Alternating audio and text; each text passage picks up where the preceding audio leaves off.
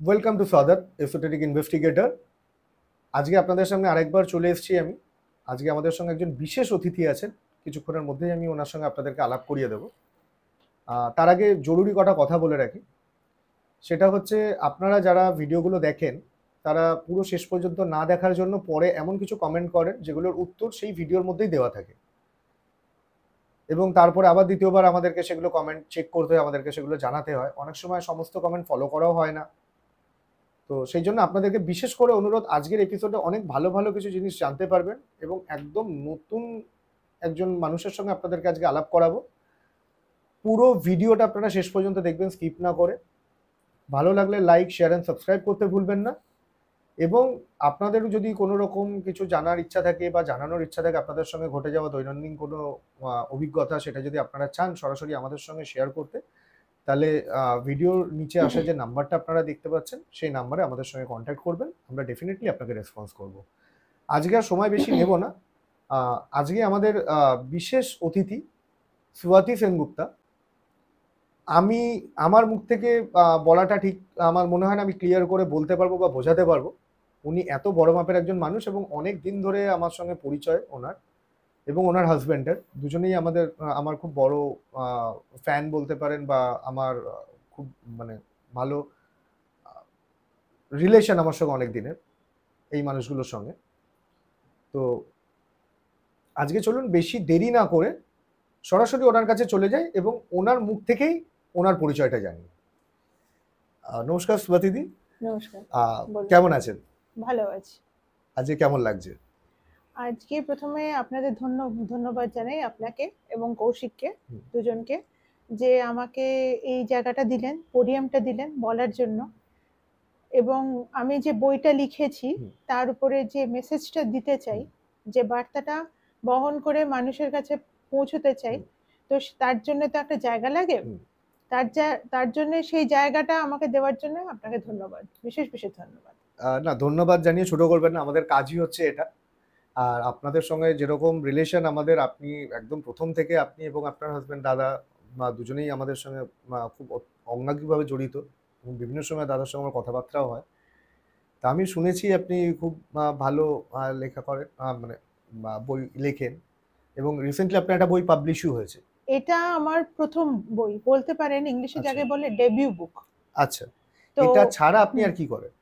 এটা ছাড়া আমি একজন আইটি প্রফেশনাল, বড় একটা এমএনসি তে কাজ করি। আচ্ছা, তো এটা আমার প্রফেশনাল ব্যাকগ্রাউন্ড। বই লেখাটা বলতে পারেন, আমি এটা বই লেখাটা আমার বইটা আমি লিখবো বলে শুরু করিনি।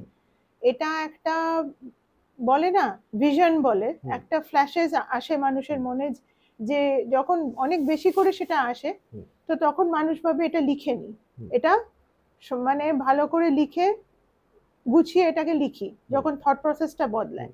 তো আমি তাই করতে গিয়ে দেখলাম বইটা এরকম হয়ে গেল। তো এটা 2022 সালের কথা। 2022 সালে এই লেখাটা আমার শুরু হয় এপ্রিল মাস থেকে। মোটামুটি কয়েক মাস লাগে, শেষও হয়ে যায়। তো জিনিসটা এডিটিং করে সবকিছু করতে 2023 সালে এটা পাবলিশ হয়। এটাই আমার প্রথম বই। হঠাৎ করেই বা লেখার দিকে আপনার এলো, বা আপনি যে বইটা লিখলেন এটা তো পার্টিকুলার একটা সাবজেক্ট, এবং এই ধরনের সাবজেক্ট নিয়ে সবাই কিন্তু লিখতেও পারবে না চাইলে।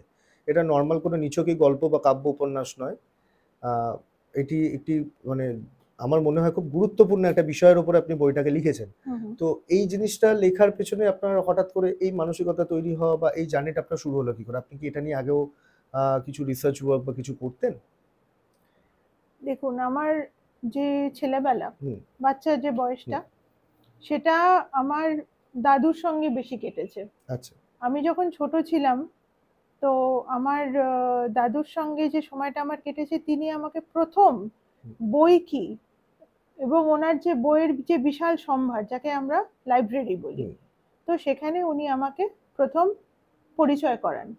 তো সেইখানে আমি এমন এমন বই দেখতে পাই, যেমন উপনিষদ, বেদ, এবং আরো যে আমাদের স্ক্রিপচার, যেগুলো পুরাণ, এবং তার উপর তার তথ্য আলোচনা করে যে টিকামূলক যে বইগুলো থাকে, সেগুলো আমি ছোট ছিলাম বুঝতাম না, কিন্তু দেখতাম। আরেকটু যখন বড় হলাম আরো ভালো করে দেখতে আরম্ভ করলাম।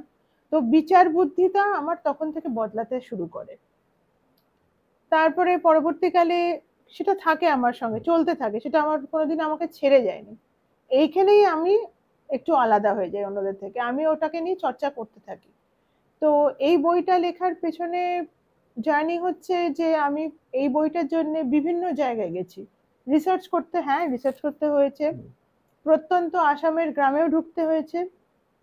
এমন গ্রাম যেটা হয়তো আপনি জানেন যে খুব মানে একটা এমন একটা জায়গা যেটা খুব মানে ম্যাজিক্যাল বলা যেতে পারে। আচ্ছা, আপনি মায়াঙ্গার কথা বলছেন মোস্ট প্রবাবলি।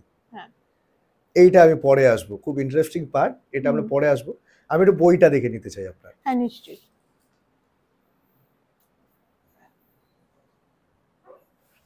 বাহ, কলকি।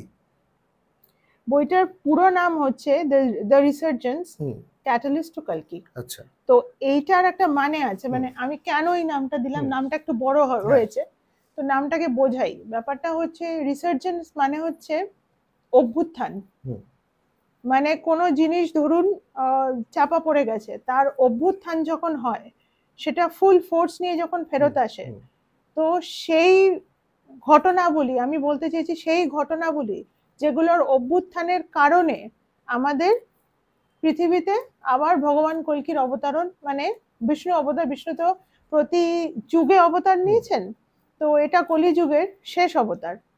তো কল্কির অবতার কেন হচ্ছে, যে কি সেই ঘটনা, কি সেই কারণ যেটা ওনাকে প্রপেল করছে, ক্যাটালিস্ট মানে হচ্ছে সেই দিকে ত্বরান্বিত করছে, সেই ঘটনাবলী কেন ত্বরান্বিত করছে ওই দিকে, সেইটাকে আমি সেই ঘটনাবলীগুলো তুলে ধরেছি একটা গল্পের মারফতে। কেননা দেখুন, এটা যদি আমি একটা ডকুমেন্টারি হিসেবে লিখতাম না, ব্যাপারটা খুব নিরস হয়ে যেত।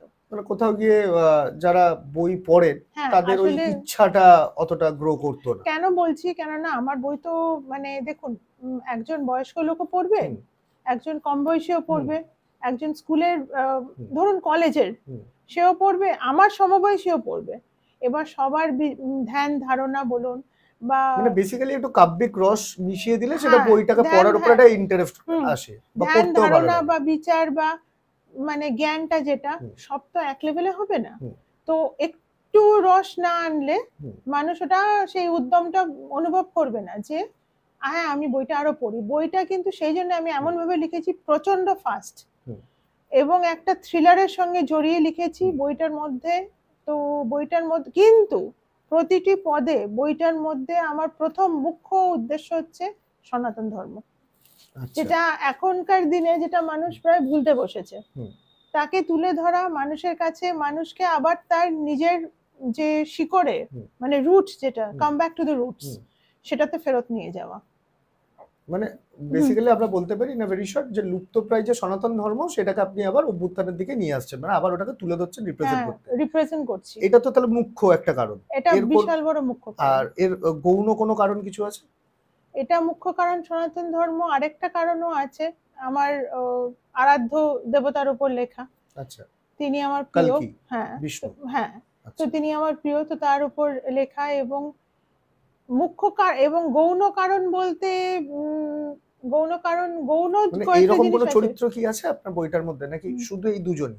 না না, দেখুন আমি বললাম ঘটনাটা, ঘটনার মধ্যে আপনাকে বলি, আমি এমন ভাবে ঘটনাটা মানে এমন ভাবে বসিয়েছি। প্রথমে দেখুন, যে মুখ্য ক্যারেক্টার একজন আছে, সে কিন্তু একজন অসাধারণ ব্যক্তিত্ব। সে সামনে আপাত দৃষ্টিতে সে একজন প্যালিওগ্রাফার, মানে প্যালিওগ্রাফি করে, মানে সে পুরনো প্রত্নতত্ত্ব ঘাটে, সেখান থেকে পুরনো যে ম্যানুস্ক্রিপ্ট, যে পুঁথিগুলো বার করে এবং সে সেগুলো পড়তে পারে। সে হাইরোগ্লিফিক স্ক্রিপ্ট যেটাকে বলে, মানে মানে মিশরীয় সভ্যতায়, যে পুরনো মিশরীয় সভ্যতায় যেটা আছে, সেই ছবি দিয়ে যেগুলো স্ক্রিপ্ট গুলো বলে, ওগুলোকে বলে হাইরোগ্লিফিক স্ক্রিপ্ট। তো সেগুলো পড়তে পারে এবং সে একজন কোড ব্রেকার, মানে তার এতগুলো গুণ আছে। এটা কিন্তু বাইরের আপাত দৃষ্টিতে, কিন্তু তার কিন্তু অ্যাকচুয়ালি সে একজন তার লিনিয়েজটা বিশাল, মানে পেছন দিকে যদি আপনি যান সে খুব স্পেশাল, কেননা সে ভরদ্বাজ, যে আসল ভরদ্বাজ মুনি তার ডাইরেক্ট লিনিয়েজ। তার মানে সে পৃথিবীতে এসেছে একটা কারণে। তার মানে আমি আসলে এরকম কয়েকটা ক্যারেক্টার দাঁড় করেছি যারা পেছনে থেকে অধর্মের বিরুদ্ধে বিশাল একটা যুদ্ধর একটা রণক্ষেত্র তৈরি করেছে এবং তাদের একটা সিক্রেট আর্মি যেটাকে বলে গুপ্ত সৈন্য আছে যারা এই যুদ্ধটা কন্টিনিউ করছে এবং সেটা সারা দেশে ছড়িয়ে আছে। এইটাকে দেখানোর জন্য তো কল্কি পরে আসছে, কল্কি অবশ্যই আসবে, কিন্তু সে অবতরণের আগে তো ফাউন্ডেশন লে করতে হবে, মানে একটা জায়গা তৈরি করলেন, ধরুন আপনি কোনো পূজা অর্চনা করছেন, তার আগে একটা জায়গা করবেন, তো তার সেই জায়গাটার জন্য এই বইটা। সেই জন্য এই বইটা আমি কি করেছি, এই বইটা এমন অনেক জিনিস দেখেছি যার যে সিক্রেট, মানে যেটার যে রহস্য আসল যে ভেদন যেটা, সেটা কিন্তু পরের বইয়ের জন্য রেখেছি। আচ্ছা, খুব সাংঘাতিক আছে, দেবী মাহাত্ম্য রহস্য আছে, যদি দেখেন বইটার উপর একটা ছবি আছে, এই যে বইটা আরেকবার দেখাই সবাইকে, এই বইটার উপর দেখবেন বিষ্ণুর এই যে ঊর্ধ্বপুণ্ড্রক, এটা কিন্তু সবাই দেখলে কেউ কেউ চিনতে পারবে রামানুজ, যে কোনো সম্প্রদায়ের হোক, ঊর্ধ্বপুণ্ড্রক আমি দিয়েছি। এবং এই পৃথিবীর ওপর একটা শক্তি যন্ত্র দেখতে পাবেন, এটা অ্যাকচুয়ালি শক্তি কুম্ভ। আচ্ছা, আমাদের পৃথিবীকে আমরা সনাতন ধর্মে আমরা পৃথিবীকে মা বলি, মাতা বলি, অ্যাকচুয়ালি ভূদেবী, ইনি হচ্ছেন ভূদেবী, এনার জন্য কিন্তু বিষ্ণু প্রতিবার আসেন আমাদের ভূলোককে বাঁচানোর জন্য। তো শক্তি ছাড়া কিন্তু চলবে না, শক্তি আসলে শক্তি মানে এনার্জি, ছোট ভাষায় বলছি সোজা করে, যার জন্য আমরা হাত পা নাড়াতে পারি, আমরা হাত পাও নাড়াতে পারবো না সে তিনি যদি না থাকেন। তো শক্তি কুম্ভ কিন্তু ভয়ঙ্কর জিনিস, এটা শ্রীযন্ত্র বলে, এবং এই শক্তি কুম্ভ এবং এই শক্তি কুম্ভের যদি শক্তিটি যদি মানে জাগানো না হয়, তো সেটা তখন মানে যে কোনো কেউই তার কাজে সামর্থ্য হবে না। তো আমি কেন এই শক্তি কুম্ভের এটা কারণ দেওয়া, বইটার মধ্যে একটা জায়গায় একটা খুব মানে সারা বই জুড়ে যে দৌড়দৌড়ি, এটা অ্যাকচুয়ালি একটা খুব মিস্টিরিয়াস একটা স্ক্রোল, মানে একটা পুরনো পুঁথি, একটা কেস আছে, যে কেসটা সব দিক থেকে বন্ধ, কেউ খুলতে পারছে না, বইটাতে লেখা আছে একটা জায়গায় দেখবেন। তো এইবার সেই স্ক্রোলের সেইটার মধ্যে গোল করে ঘোরানো পুরোনো দিনকার যেগুলো থাকে একটা ম্যানুস্ক্রিপ্ট আছে, সেই ম্যানুস্ক্রিপ্টে দেবী বা এই শ্রীচক্র বা শ্রীচক্রের দেবী তো মহাত্রিপুরা সুন্দরী, উনি কিন্তু আসলে ওনার থেকেই সব বেরিয়েছে। তো এবার ওনাকে কেউ মা কালী বলেন, কেউ মহাত্রিপুরা, কিন্তু অ্যাকচুয়ালি এই দুজনের মধ্যে কিন্তু কোনো পার্থক্য নেই, কেননা মহাবিদ্যা একজন মায়ের থেকে সব মারা বেরিয়েছে, এটা যদি যে কোনো সাধককে জিজ্ঞাসা করেন তো এটাই তাই। তো আমি এটা দিয়েছি শ্রীচক্র, কেননা এই ধারণ করে, পোষণ করে, আবার ধ্বংস করে, মানে ধ্বংস ঠিক না, ধ্বংস মানে কি জানেন তো, একটা জিনিস শেষ হয়ে গেল আবার পুনরুত্থান, এটাই লোকে বলে ধ্বংস, কিন্তু ধ্বংস কিছু হয় না, এটাই। তো হ্যাঁ, যেটা বলছিলাম, তো এই স্ক্রোলটার পেছনে হচ্ছে আসল দৌড়, মানে যে অ্যান্টাগনিস্ট, মানে যে উল্টো দিকে, নায়কের উল্টো দিকে, সেইটিকে হাতানোর চেষ্টা করবে, কেননা এটার মধ্যে ভয়ঙ্কর একটা সুপার পাওয়ার আছে, কিন্তু সেটা কি সেটাও পরের বইতে আমি মানে এই বইতে দেওয়া আছে, কিছুটা আছে, সেটা পরে রহস্যটা আরো ডিটেইলে ভেদ করবে, নেক্সট হ্যাঁ আরো ভেদন হবে, আরো বেশি চলবে। আচ্ছা, তো মানে এটা ফার্স্ট পার্ট এলো আর কি, এবার সেকেন্ড থার্ড এরকম ভাবে ভলিউমগুলো আসবে পরপর। যা খুব ভালো লাগলো স্টোরিটা শুনে, আমার খুব জানতে ইচ্ছা করছে বইটা সম্পর্কে। তার আগে একটু আপনি যদি আমাদের অডিয়েন্সকে বলে দেন যে অডিয়েন্স যারা যারা এই বইটাকে কিনতে চায় তারা কিভাবে এটাকে কিনতে পারবে, কোথায় কোথায় এটা अवेलेबल? আচ্ছা, এই বইটা মানে আপাতত অ্যামাজনেই মানে পাওয়া যাচ্ছে, অ্যামাজনের ডেসক্রিপশন, নিচে ডেসক্রিপশন বক্সে আপনারা লিংকটা দিয়ে দেবেন, খুব সোজা, মানে ওটা কয়েকদিনের মধ্যেই দিয়ে দিচ্ছে, অ্যামাজনেই আপাতত রেখেছি। বুক স্টোর গুলোতে একটা দুটো কথা বলেছি, এখনো ওরা আমাকে জানায়নি যে কি মানে নেবে, কতটা নেবে, তো দেখা যাক কি হয়, আমি চেষ্টা করব বুক স্টোরে আনার, কিন্তু আপাতত অ্যামাজনে আছে, কেননা আমি চাইছিলাম যে এই বইটার রিচটা সারা ভারতবর্ষে হোক, মানে শুধু বেঙ্গল নয়, মানে অন্য স্টেট থেকে আমার বই পড়েছে লোকে, আর আমাকে ফিডব্যাকও দিয়েছে, তো খুবই ভালো, দেখে ভালো লাগলো যে ওরা খুব পছন্দ করেছে। তো ঠিক আছে, বইটা ল্যাঙ্গুয়েজ কি ইংলিশ? বইটা ল্যাঙ্গুয়েজ ইংলিশ, কিন্তু খুব সিম্পল ভাবে লিখেছি যাতে। আর হ্যাঁ, আরেকটা জিনিস, আমি অনেকগুলো ল্যাঙ্গুয়েজটা ইংলিশ, কিন্তু অনেক সংস্কৃত শ্লোক আছে বইটার মধ্যে, তো বইটা সংস্কৃত শ্লোক আছে বলে আমি তার ফুটনোটে না তার এক্সপ্লেনেশন লিখে দিয়েছি, কি তার কি মানে, মানুষের মানে বুঝতে যারা অসুবিধা হবে সংস্কৃত না, পড়তে পারে না তারা ওখান থেকে বুঝে নোটটা যাবে। দেখে বুঝে যাবে। হ্যাঁ। এটা খুব ভালো একটা প্রয়াস। হুম এটা তো জানলাম হুম। পুরোটা এতক্ষণ ধরে এই জার্নিটা সম্পর্কে। এইবার আমি একদম সরাসরি বইয়ে চলে আসি, হ্যাঁ, কারণ বলুন। আজকের এই পডকাস্টটা হচ্ছে তো মানে এই বইটাকে নিয়েই। হুম তা আমার মনে হয় অডিয়েন্সের খুব জানাটা দরকার। হুম। একটা ইন্টারেস্টের জায়গা থেকেই আমি বলছি, এটা খানিকটা আমারও ইন্টারেস্ট, কারণ এখনো আমিও বইটাকে পড়ে উঠতে পারিনি। আজকে নিয়ে যাবো, আমিও আচ্ছা, স্টাডি করবো বইটাকে। তো তার আগে একটু আপনার মুখ থেকে একটু জেনে নিতে চাই, হুম। কারণ যারাই বইটা কিনে নি তাদেরও একটা ইন্টারেস্টের ব্যাপার থাকে, সেই জায়গা থেকেই আমি জিজ্ঞেস করছি প্রশ্নটা আপনাকে। এই যে বইটা আপনি লিখেছেন, হুম। এই বইটার মেন প্রেক্ষাপটটা কি লেখার? এবং এই বইয়ে একটা যখন আপনি গল্পের একটা আঙ্গিকে বইটাকে লিখেছেন, তখন নিশ্চয়ই সেখানে কয়েকটা ক্যারেক্টার, কয়েকটা চরিত্র হুম। আছে, মুখ্য আচ্ছা। গৌণ বিভিন্ন হুম ধরনের হুম। চরিত্র থাকবে। আমি এই ক্যারেক্টারগুলো সম্পর্কে একটু ইন ডিটেল একটু জানতে চাই। আচ্ছা, ঠিক আছে। বইটার প্রথম প্রেক্ষাপটটা স্থান সম্বন্ধে বলি। প্রথম স্থানটা হচ্ছে, প্রথমের দিকে আপনি যদি দেখেন, বইটার দুটো জায়গা আছে মেন। একটা হচ্ছে সিমলা, খুব সুন্দর পাহাড়ে ঘেরা ঠান্ডার জায়গা। ওইটা রেখেছি কেননা ওটার মধ্যে দুটো জিনিস আমরা দেখাতে পারবো। কারণ আমি যে আঙ্গিকে দেখাচ্ছি, আমাদের যে প্রোটাগনিস্ট মানে যে মেন চরিত্র, তার বাড়ি ওখানে। তার বাড়িতে তিনি বিবাহিত, তিনি তার একজন স্ত্রী আছেন, সেও খুব উচ্চ শিক্ষিত। সে একটি কলেজের লেকচারার, হিস্ট্রি, এনশিয়েন্ট হিস্ট্রি আর ইন্টারন্যাশনাল রিলেশনসে। তাদের একটি মেয়ে আছে, তার নাম উমা। সে কিন্তু সাধারণ, একদমই সাধারণ, মানে বাচ্চা যেরকম হয় সে নয়। সে এক অসাধারণ, তার মধ্যে আছে অসাধারণত্ব। তার বয়স 7। এবার সে, তার সম্বন্ধে যাকে বলে প্রফেসি হয়েছে, সে যখন জন্মগ্রহণ করেছিল, খুব অদ্ভুত একটা সন্ধিক্ষণে সে জন্মায়।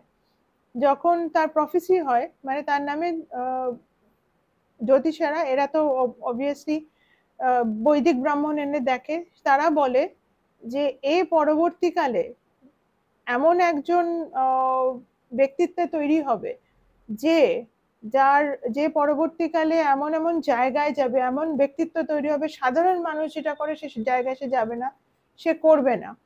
এবং এর মধ্যে কিছু 9 বছর বয়সের পর এর মধ্যে কিছু সুপার পাওয়ার, মানে বিশেষ রকমের ক্ষমতা তৈরি হবে, এবং তার জন্যে একে মা বাবার কাছ থেকে দূরে যেতে হবে।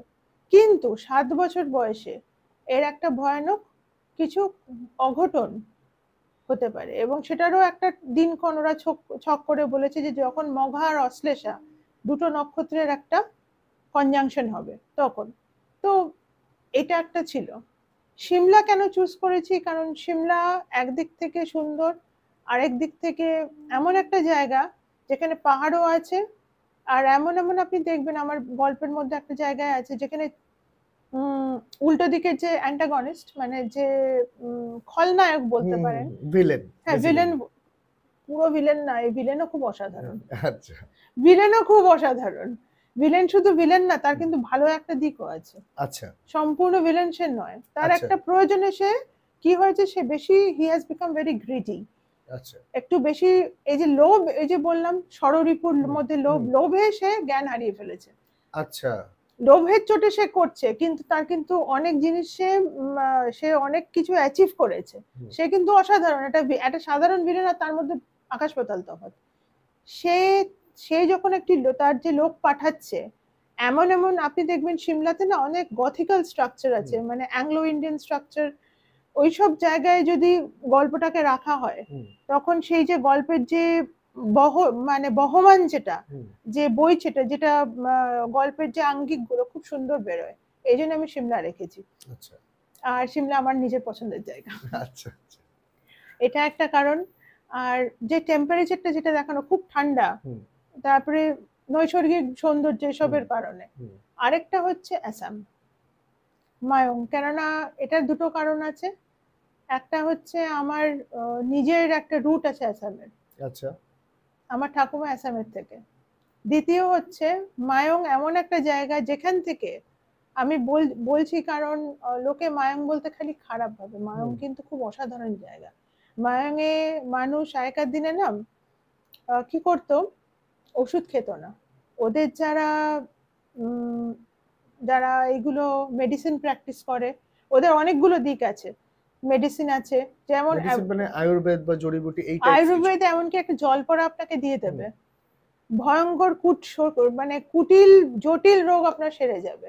মন্ত্র এমন একটা পড়ে দিল, এটা কিন্তু হয়, এটা লোক বানানো নয়। মানে আপনার চোখের সামনে এমন, মানে এগুলো ওরা আসলে দেখাতে চায় না, হুম। আপনি গিয়ে সোজা গিয়ে যদি জিজ্ঞাসা করেন কেউ মানতে চাইবে না যে কিছু করে ওরা, কিন্তু ওদের ঘরে ঘরে ওরা জানে এইসব। এগুলো হচ্ছে পরম্পরায় পাওয়া।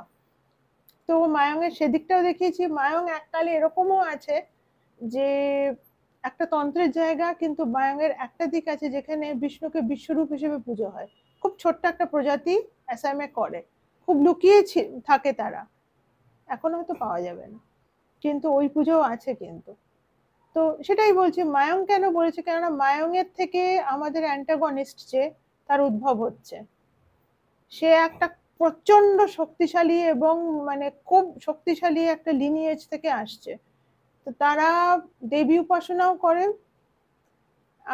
বিষ্ণু, দেখুন বিষ্ণু তন্ত্র ঠিক বলবো না, কৃষ্ণতন্ত্র ব্যাপারটা একটা আছে, কিন্তু এই কৃষ্ণতন্ত্র অন্য। এটা আমাদের যে মানে বাংলার যেটা, সেটা আলাদা। অ্যাসামের যেটা আছে সেটা হচ্ছে যে ওরা বিষ্ণুকে পুজো করে। আগম বিষ্ণুরও কিছু নিয়ম আছে, যে বৈষ্ণব দুধ, সব রকমের আগম আছে, যেমন বৈষ্ণব আগম, শক্তির একটা আগম আছে, শৈব আগম আছে। বৈষ্ণবদের আগম হচ্ছে পঞ্চরাত্র, সেইভাবে ওরা বিষ্ণুকে সিদ্ধ করেছে। আমাদের যে অ্যান্টাগনিস্ট তার হচ্ছে এই এত শক্তিশালী কিছু কিছু লোক আছে যারা। পঞ্চরাত্র বলতে? পঞ্চরাত্র এটা পরে বলি, একটু এখন এটা বলে আচ্ছা নি, ঠিক আছে, ঠিক পঞ্চরাত্রটা আছে, বলবো। হ্যাঁ। যেমন বা তন্ত্রতে শক্তির আরাধনা আছে পঞ্চমকার, হুম, তো এদেরও কিছু নিয়ম আছে। পঞ্চরাত্র মুদ্রা করবে, হুম, হুম, হুম, কিন্তু ওইসব মানে মুদ্রা এবং কিছু জিনিস ক্রিয়া যোগ আছে, হুম। ক্রিয়া করবে। তারপর সেটা, এবং এইভাবে আস্তে আস্তে দেবতাকে সিদ্ধ করবে, আচ্ছা। দেবতাকে নিজের মনে গ্রহণ করে। হুম, এরা বলে হৃদয়ে দেবতা বসে আছে, এবং হৃদয় থেকে দেবতা যখন অ্যাক্টিভেট, মানে দেবতাকে বারবার হৃদয়ে বসাতে বসাতে সারা শরীরই দেবময় হয়ে যায়। আচ্ছা, এটাই হচ্ছে নিয়ম। পঞ্চরাত্রটা আরো ভালো করে পরে বলবো, আচ্ছা। এটা বলে দিই। হুম। হুম। তো তো আমি এটা ছোট করে বললাম। হ্যাঁ, তো হ্যাঁ। ইনি হচ্ছে, এনার বেস হচ্ছে এতটা পাওয়ারফুল, হুম, আর ইনি জীবনে হেন সিদ্ধি নেই করেছেন, এই যে আমাদের যে অ্যান্টাগনিস্ট। হুম, তো ব্যাপারটা হচ্ছে তাই। তো ইনি হচ্ছেন আরেকজন চরিত্র। আর আপনি আরো চরিত্রের কথা বলছেন, তো হুম, যে সেকেন্ড হচ্ছে মায়ং, কেননা হুম, আমি দেখবেন আমি বারবার শিফট করছি, একবার হুম, সিমলা একবার মায়ং, হুম। কেননা ঘটনাবলী ওই রকম ভাবে হচ্ছে। আচ্ছা। ইনি এবার এই ভদ্রলোক প্রথমে একটা এক্সক্যাভেশন সাইট, মানে উনি তো কোড ব্রেকার আর প্যালিওগ্রাফার, হুম, উনি একটা খননের জায়গায় যায়। আমি আসলে একদম কোঅর্ডিনেটও দিয়ে দিয়েছি সেই খননের জায়গা, অম্বরি বলে সবাই জানে, এবং ওখান থেকে অনেক খনন কার্য এখনো চলে। মানে আমি কোনো জিনিস আনরিয়েলিস্টিক বা গল্পের গুজব আমি এটা দিই নি। কোথায়, মায়ঙে? না, মায়ঙে না, এটা অ্যাসামে। আচ্ছা। আমাদের যে হিরো, হুম, যে প্রধান চরিত্র, সে যায় হুম, সেখান থেকে এমন একটি মানে জিনিস খনন করে সে পায়। হুম, ওই যে বললাম কেস, হুম, হুম। চারিদিকটা বন্ধ, সূর্যের আলো পড়লে মানে সোনার থেকেও সাংঘাতিক ভাবে চকচক করে, কিন্তু মেটালটা বোঝা যাচ্ছে না। আচ্ছা। অদ্ভুত একটা কেস উনি পান। উনি ওটা বাড়িতে, মানে উনি ওটা সঙ্গে নিয়ে আসেন, এখনো বাড়ি ফেরেননি, কিন্তু হুম। ওখানে গেস্ট হাউসে আসেন। এইবার শুরু হলো উপদ্রব, মানে আচ্ছা, ওখান থেকে আনার পরে? হ্যাঁ, মানে কেউ জানতে পারলো যে হ্যাঁ। ওটা নিয়ে গেছে, কারণ তখন থেকে ওর উপর চোখ রাখা হচ্ছে। আর আচ্ছা। ওইটাই হচ্ছে আসল, আর ওখানেই দেবী মাহাত্ম্য লুকিয়ে আছে। মানে একদিকে বিষ্ণু আরেকদিকে দেবী, কিন্তু মানে বুঝতে পারছেন, হুম, মায়ের পেছনে দৌড়েছে, কেননা হুম, মায়ের কাছ থেকে সমস্ত পাওয়ারটা হুম, নেবে। হুম, এইবার যা বললাম, শক্তিকে রক্ষা করার জন্য সবসময় in order to save the female force, male force will come. কখনো এটা হয় না হুম, যে শক্তি বা ভূদেবী হুম, অত্যাচারিত হচ্ছেন, ওপর থেকে বিষ্ণু আসবেন না, প্রতিবার তাই হুম, হয়েছে। এবং উনি তার সঙ্গে তার যে এক্সপ্যানশন বলে, মানে যেরকম জানি আমরা বিষ্ণুর এক্সপ্যানশন প্রদ্যুম্ন, হুম, শঙ্কর্ষণ, হুম, এরাও সঙ্গে আসে, অন্য রূপ ধরে আসে। যারা সাধক ভক্ত তারা বুঝতে পারে। আর মহাদেবকে লোকে বলবে মহাদেব কি করেন, মহাদেব অবশ্যই সঙ্গে থাকেন। মহাদেব হয়তো প্রত্যক্ষ নয়, কিন্তু মহাদেব হচ্ছে মহাকাল, মহাকাল যদি হ্যাঁ না বলে কোনো জিনিস হয় না। তো এরা তিনজনে মিলে কাজ করে, আমি ওটাই বারবার দেখাতে চেয়েছি। মানে এই গল্পে মহাদেব অতটা, রুদ্র দিকটা অতটা নেই, কিন্তু পরের গল্পে কিন্তু রুদ্র আসছে পরের গল্পটা। তো এইবার আরেকটা জায়গায় আপনি দেখবেন এই দুটো মেন জায়গা শিফট হচ্ছে। একটা দুর্ধর্ষ রোমহর্ষক মানে একদম মানে চেজ আছে, যেখানে পুরো আসামের হিলস এর মধ্যে দিয়ে পুরো তেড়ে তাড়না করে নিয়ে যাচ্ছে আমাদের যে যে মেন যে লেখক মানে মেন যে প্রোটাগনিস্ট তাকে, কিন্তু আলটিমেটলি ধরতে পারেনি। সে সিমলাতে ফেরত এলো, চেঞ্জ হয়ে গেল প্রেক্ষাপট। আবার ম্যাসামে যে অ্যান্টাগনিস্ট সে কি ভাবছে তার উপর, মানে এরকম ভাবে কয়েকবার চেঞ্জ হয়েছে। এবং তারপর তো সব থেকে বড় অ্যাটাক যেটা হবে লাস্টের দিকে, একটা অ্যাটাক একবার হবে ওইটাকে রিট্রিভ করার জন্য, মানে ওই কেসটাকে বার করার জন্য। এর পেছনে আরেকটা জিনিসও আছে যে আসল মানে কেসটা তো চাই, কিন্তু আসল টার্গেট হচ্ছে ওই মেয়েটি, কারণ মেয়েটির মধ্যে অসাধারণ ক্ষমতা আসবে। মেয়েটি হচ্ছে আসল টার্গেট। উমা, উমা কিন্তু সাধারণ মেয়ে নয়, পরবর্তীকালে উমার অনেক কাজ আছে। আচ্ছা, সেই জন্য সেটা কি এই বইয়ের মধ্যেই দেওয়া আছে না পরের যে পার্টগুলো আসবে তার মধ্যে আবার উমা যখন বড় হবে সেটা পরে পরের প্রেক্ষাপটটা ওখানে ওপেন হবে, কেননা উমা এই বইয়ের লাস্টে, উমা এইবার আমার প্লট বদলাচ্ছে সিদ্ধাশ্রম, মানে জ্ঞানগঞ্জ, যাকে আমরা যেটাকে নিয়ে আমাদের এত প্রশ্ন, জ্ঞানগঞ্জ কোথায়, জ্ঞানগঞ্জে লোকে গেছে, আমরা কি দেখেছি? তো এরকম একটা ব্যাপার। এটা আপনার থেকে আমি একটু জানবো, জ্ঞানগঞ্জ নিয়ে অনেক কিছু, মানে যতটা জানি বলবো, নিশ্চয়ই। কারণ আপনার চ্যানেলে না খুব মানে খুব উঁচু মাপের স্কলাররা আসেন। তো আমি যা জানি আমি নিশ্চয়ই বলবো। এটা নিয়ে আমি একটু শুনবো। তবে এখানে আমি একটু ইন্টারাপ্ট করছি। হ্যাঁ বলুন। সেটা হচ্ছে আপনি যে প্রথমে মহাবিদ্যার যে রূপগুলো বললেন, এটার জন্য আমি অডিয়েন্সদের উদ্দেশ্যে বলে রাখি, ঠিক এই এপিসোডটা যেদিনকে আসবে তার ঠিক আগের এপিসোড, মানে মানে আপনারা দেখবেন হচ্ছে ঋত্বিক বাবুর সঙ্গে আমাদের যে শ্যামবাজারে যে এপিসোডটা আমরা করেছি কালী মন্দিরে, এই এপিসোডটায় কোন কোন দেবদেবীর থেকে কি কিভাবে মহাবিদ্যার কি কি উৎপত্তি, কোন দেবদেবীর থেকে কোন মহাবিদ্যাগুলো এসছে, কোথা থেকে কি ট্রান্সফরমেশন হয়েছে, সেটার একটা ডিটেলে ভিডিও করা আছে। যারা এই ভিডিওটা দেখেই আপনাদের মনে হবে মহাবিদ্যা সম্পর্কে পুরোটা তো ডিটেলে জানানো হলো না, কোনটা থেকে কি এসছে, এটা আপনারা জানার জন্য ঠিক আগের ভিডিওটাকে ফলো করবেন। এটা আমরা এখানে বক্সে আমরা দিয়ে দেবো। আচ্ছা, এবার আসি আপনার কাছে। সেটা হচ্ছে আমি আবার একটু ফিরে যাই। এই যে মায়ঙে যখন গেলেন, আমি বইটার মধ্যে আবার আসবো, কারণ আমি যেটা বুঝতে পারছি বইটা ছত্রে ছত্রে প্রচুর রহস্য, না পড়লে বোঝা যাবে, আরো জিনিস আছে, প্রচুর মিস্ট্রি আছে এটার মধ্যে। আমি এটাই আসবো। এবার আমি একটু আসি মায়াঙের এপিসোডটা। যেহেতু আপনার ওখানে একটা পুরনো জায়গা, আপনার খুব ভালো লিংক আছে আসামে। আমি লিংক মানে দেখুন, আমি মায়াঙে একটু বেড়াতে গিয়ে আমার হাজবেন্ডই নিয়ে গেছে, জ্বালাতন আমি তো ওকে করি, যাই হোক ও আমাকে নিয়ে গেছে। প্রত্যন্ত গ্রামে ঢুকতে হয়েছে, একটা ট্রান্সলেটর নিয়ে ঢুকতে হয়েছে। এক্স্যাক্টলি, আমি এই জায়গাটাতেই আমার প্রশ্ন, সেটা হচ্ছে আপনি যে মায়াঙে গেছেন, মায়াং নিয়ে তো অনেকে অনেক কিছু বলেছে, কিন্তু সবাই না বাইরে থেকে দেখিয়ে দেখিয়ে জিনিসটা চলে গেছে। কিন্তু আপনি যখন বই লিখেছেন এটার উপরে, তো আপনার প্রচুর রিসার্চ করতে হয়েছে। অতএব আর 5টা মানুষের চোখের দেখা মায়াং আর আপনার অভিজ্ঞতা মায়াঙে দুটো সম্পূর্ণ ডিফারেন্ট আমার মনে হয়। তা আমি আপনার এই মায়াং সম্পর্কে অভিজ্ঞতাটা একটু অডিয়েন্সের জন্য একটু জানতে চাইছি।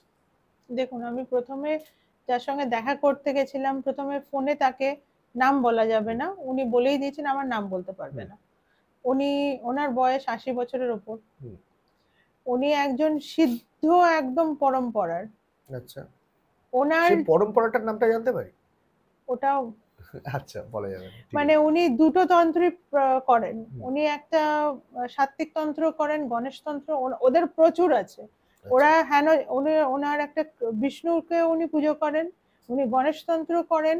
ওনার কাছ থেকে অস্ট্রেলিয়া থেকে লোক আসে মানে ওষুধ নিতে, এইরকম উনি সিদ্ধ। কিন্তু ওনার কাছে আর সেটা আছে, কিন্তু উনি ভীষণ সাধারণ ভাবে থাকেন। একটা সিম্পল একটা ঘর, মানে ব্রিক, পুরো একদম ব্রিকের, বাইরে খুব সুন্দর বিষ্ণু মন্দির আছে, গণেশের মন্দির আছে, আর পুরো গ্রামের লোক, একটা ঘর বড় একটা আছে, গ্রামের লোক মানে গিয়ে দেখি কিচিচিচিচ করছে। তো আমি 1 ঘন্টা দাঁড়ালাম। আর মায়াং কিন্তু এত সহজে যাওয়া যায় না, বাসে করে মানে অফ রুট যেতে হয়। এত ওনার যে জায়গাটাও বলা বারণ, আমি বলতে পারবো না। খুব সিম্পল লোকজন, কিন্তু ওখানে খুব সিম্পল। আপনি এই যে এর খোঁজটা ধারালোটা, পেলেন কোথা থেকে? এই খোঁজটা আমি খুঁড়ে খুঁড়ে বার করেছি ইউটিউব থেকে। ইউটিউব থেকে বার করেছি খুঁড়ে খুঁড়ে। তো দুটো জায়গায় গেছি, মায়াং আছে, তারপরে আরেকটা জায়গার কথা আমি আপনাকে বলবো, আস্তে আস্তে বলবো। তো এনার কাছে একটু জানতে যখন আমি গেলাম, দেখলাম মায়াংয়ের যে গ্রামগুলো খুব অদ্ভুত দেখতে, শান্তশিষ্ট, রাস্তাগুলো না এরকম এঁকে বেঁকে গেছে, মানুষগুলো সম্পূর্ণ মানে কোনো ঝামেলা ঝুট ঝামেলার মধ্যে থাকে না, অমায়িক। কিন্তু যদি আপনি ডাইরেক্ট ক্যামেরা নিয়ে গিয়ে জিজ্ঞাসা করেন, ওরা বলবে আমরা তো কিছু জানি না, কিন্তু ওরা সব জানে। আচ্ছা, মানে তন্ত্রের যেটা সব জায়গায় যেটা বলা হয় যে হ্যাঁ। তন্ত্রটা হচ্ছে একটা গুপ্ত বিদ্যা, আমার গুপ্তবিদ্যাই মনে হয় ওরা ওটাকেই সব থেকে বেশি গুপ্ত বোধহয় ওরাই করে রেখেছে। ওরা করে রেখেছে, কিন্তু ওরা সেটা ভালো কাজে ব্যবহার করে। আমি কিন্তু কোনো খারাপ জিনিস ওখানে দেখিনি। আমি কিন্তু ওরা যে, আমার সামনে একজন এলো, তিনি বৈষ্ণব, তন্ত্র করে। এইখানে মানুষের একটা ধারণা আছে বৈষ্ণব তন্ত্র করে না। না, বৈষ্ণব তন্ত্র করে, বৈষ্ণবের অনেক ওইটা পার্ট আছে তন্ত্রে। অনেকে জানে না তো। হ্যাঁ। কিন্তু তিনি বৈষ্ণব, গলায় 3টে কণ্ঠি আছে। তার একটু কিছু শরীরে খারাপ বা তার বাড়িতে কিছু হয়েছে, এই আমার মানে সিদ্ধ সাধকের কাছে এসেছেন, তিনি একটা জলের মধ্যে একটা ফু দিয়ে দিলেন, বললেন যাও ঠিক হয়ে যাবে। ডাক্তারের কাছে যায় না এরা। এদেরই একটা একটা আপনাকে বলি, ওখানে একটা মিউজিয়াম আছে যেখানে না, এবার আপনি যদি জানেন যে ওরা কি পুঁথিটা ফলো করে, পুঁথিটা আপনাকে বলি, ওরা কিন্তু অ্যাসামিজ একটা স্ক্রিপ্টে, কামরূপী স্ক্রিপ্ট বলে একটা পুরনো, সেখান থেকে একটা অপভ্রংশ একটা স্ক্রিপ্ট আছে, অ্যাসামিজ স্ক্রিপ্ট, কিন্তু আসল প্রথম যে অরিজিন স্ক্রিপ্ট ছিল অরিজিনাল কামরূপী। তো সেই স্ক্রিপ্ট যে পড়তে পারবে, ল্যাঙ্গুয়েজটা যে জানবে, অ্যাসামিজ ল্যাঙ্গুয়েজ, হ্যাঁ, প্লাস ওই স্ক্রিপ্টটা পড়তে পারবে, একটু ভাঙা ভাঙা ভাঙা ভাঙা। আচ্ছা, আমি না অ্যাসামিজটা বুঝি খানিকটা, কিন্তু বলতে পারি না ঠাকুরের মানে, কিন্তু বুঝতে পারি, কেউ যদি একটু থেমে থেমে বলে বুঝতে পারি। তো কিন্তু ইনি হিন্দিতে কথা বলেন, ইনি হিন্দি কারণে এনার কাছে আসে তো লোকজন। তো আমি হ্যাঁ, যেটা বলছিলাম, মিউজিয়ামে ওই পুঁথিটা আপনি পাবেন, কিন্তু ওই যে বললাম ওই একই স্ক্রিপ্ট উনি ফলো করেন। ওনাকে জিজ্ঞাসা করেছিলাম, উনি শেখান লোককে, কিন্তু অ্যাসামিজ, পরিষ্কার অ্যাসামিজ জানতে হবে। বলেছেন যে দেখো দেখো এই স্ক্রিপ্টে ঠিক মানে এতটাই প্রোনাউন্সিয়েশন, যেখানে হ লিখছে তার তলায় একটা হসন্ত দিচ্ছে, অ্যাসামিজের হটা তো বেশি ব্যবহার হয়, তো প্রোনাউন্সিয়েশনের উপর নির্ভর করে। তো ঠিকভাবে মন্ত্রোচ্চারণ যদি প্রপার না হয় তাহলে ওই মন্ত্র কাজ করবে না, করবে না। এটা যে কোনো মন্ত্রেরই তাই নিয়ম। আমি এমনকি বৈদিক মন্ত্রে তো না, একটা নাক, কোনো মন্ত্র নাকে সুরে, কোনো মন্ত্র গলায়, কোনোটায় জোর দিতে হবে, কোনোটা একটু খেলিয়ে দিতে হবে, পাঠের অনেক বিধান আছে।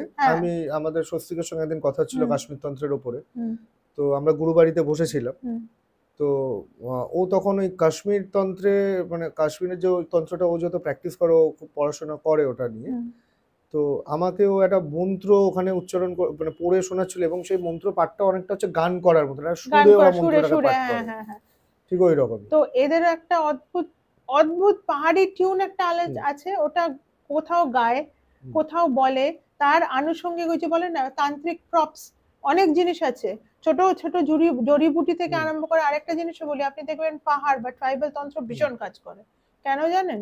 ইটস নট মানে ইটস নট ডাইলিউটেড, মানে ওটার মধ্যে 10টা জিনিস মিলে খিচুড়ি হয়নি, একদম পিওর রেখেছে, সেই জন্যই এত কাজ করে।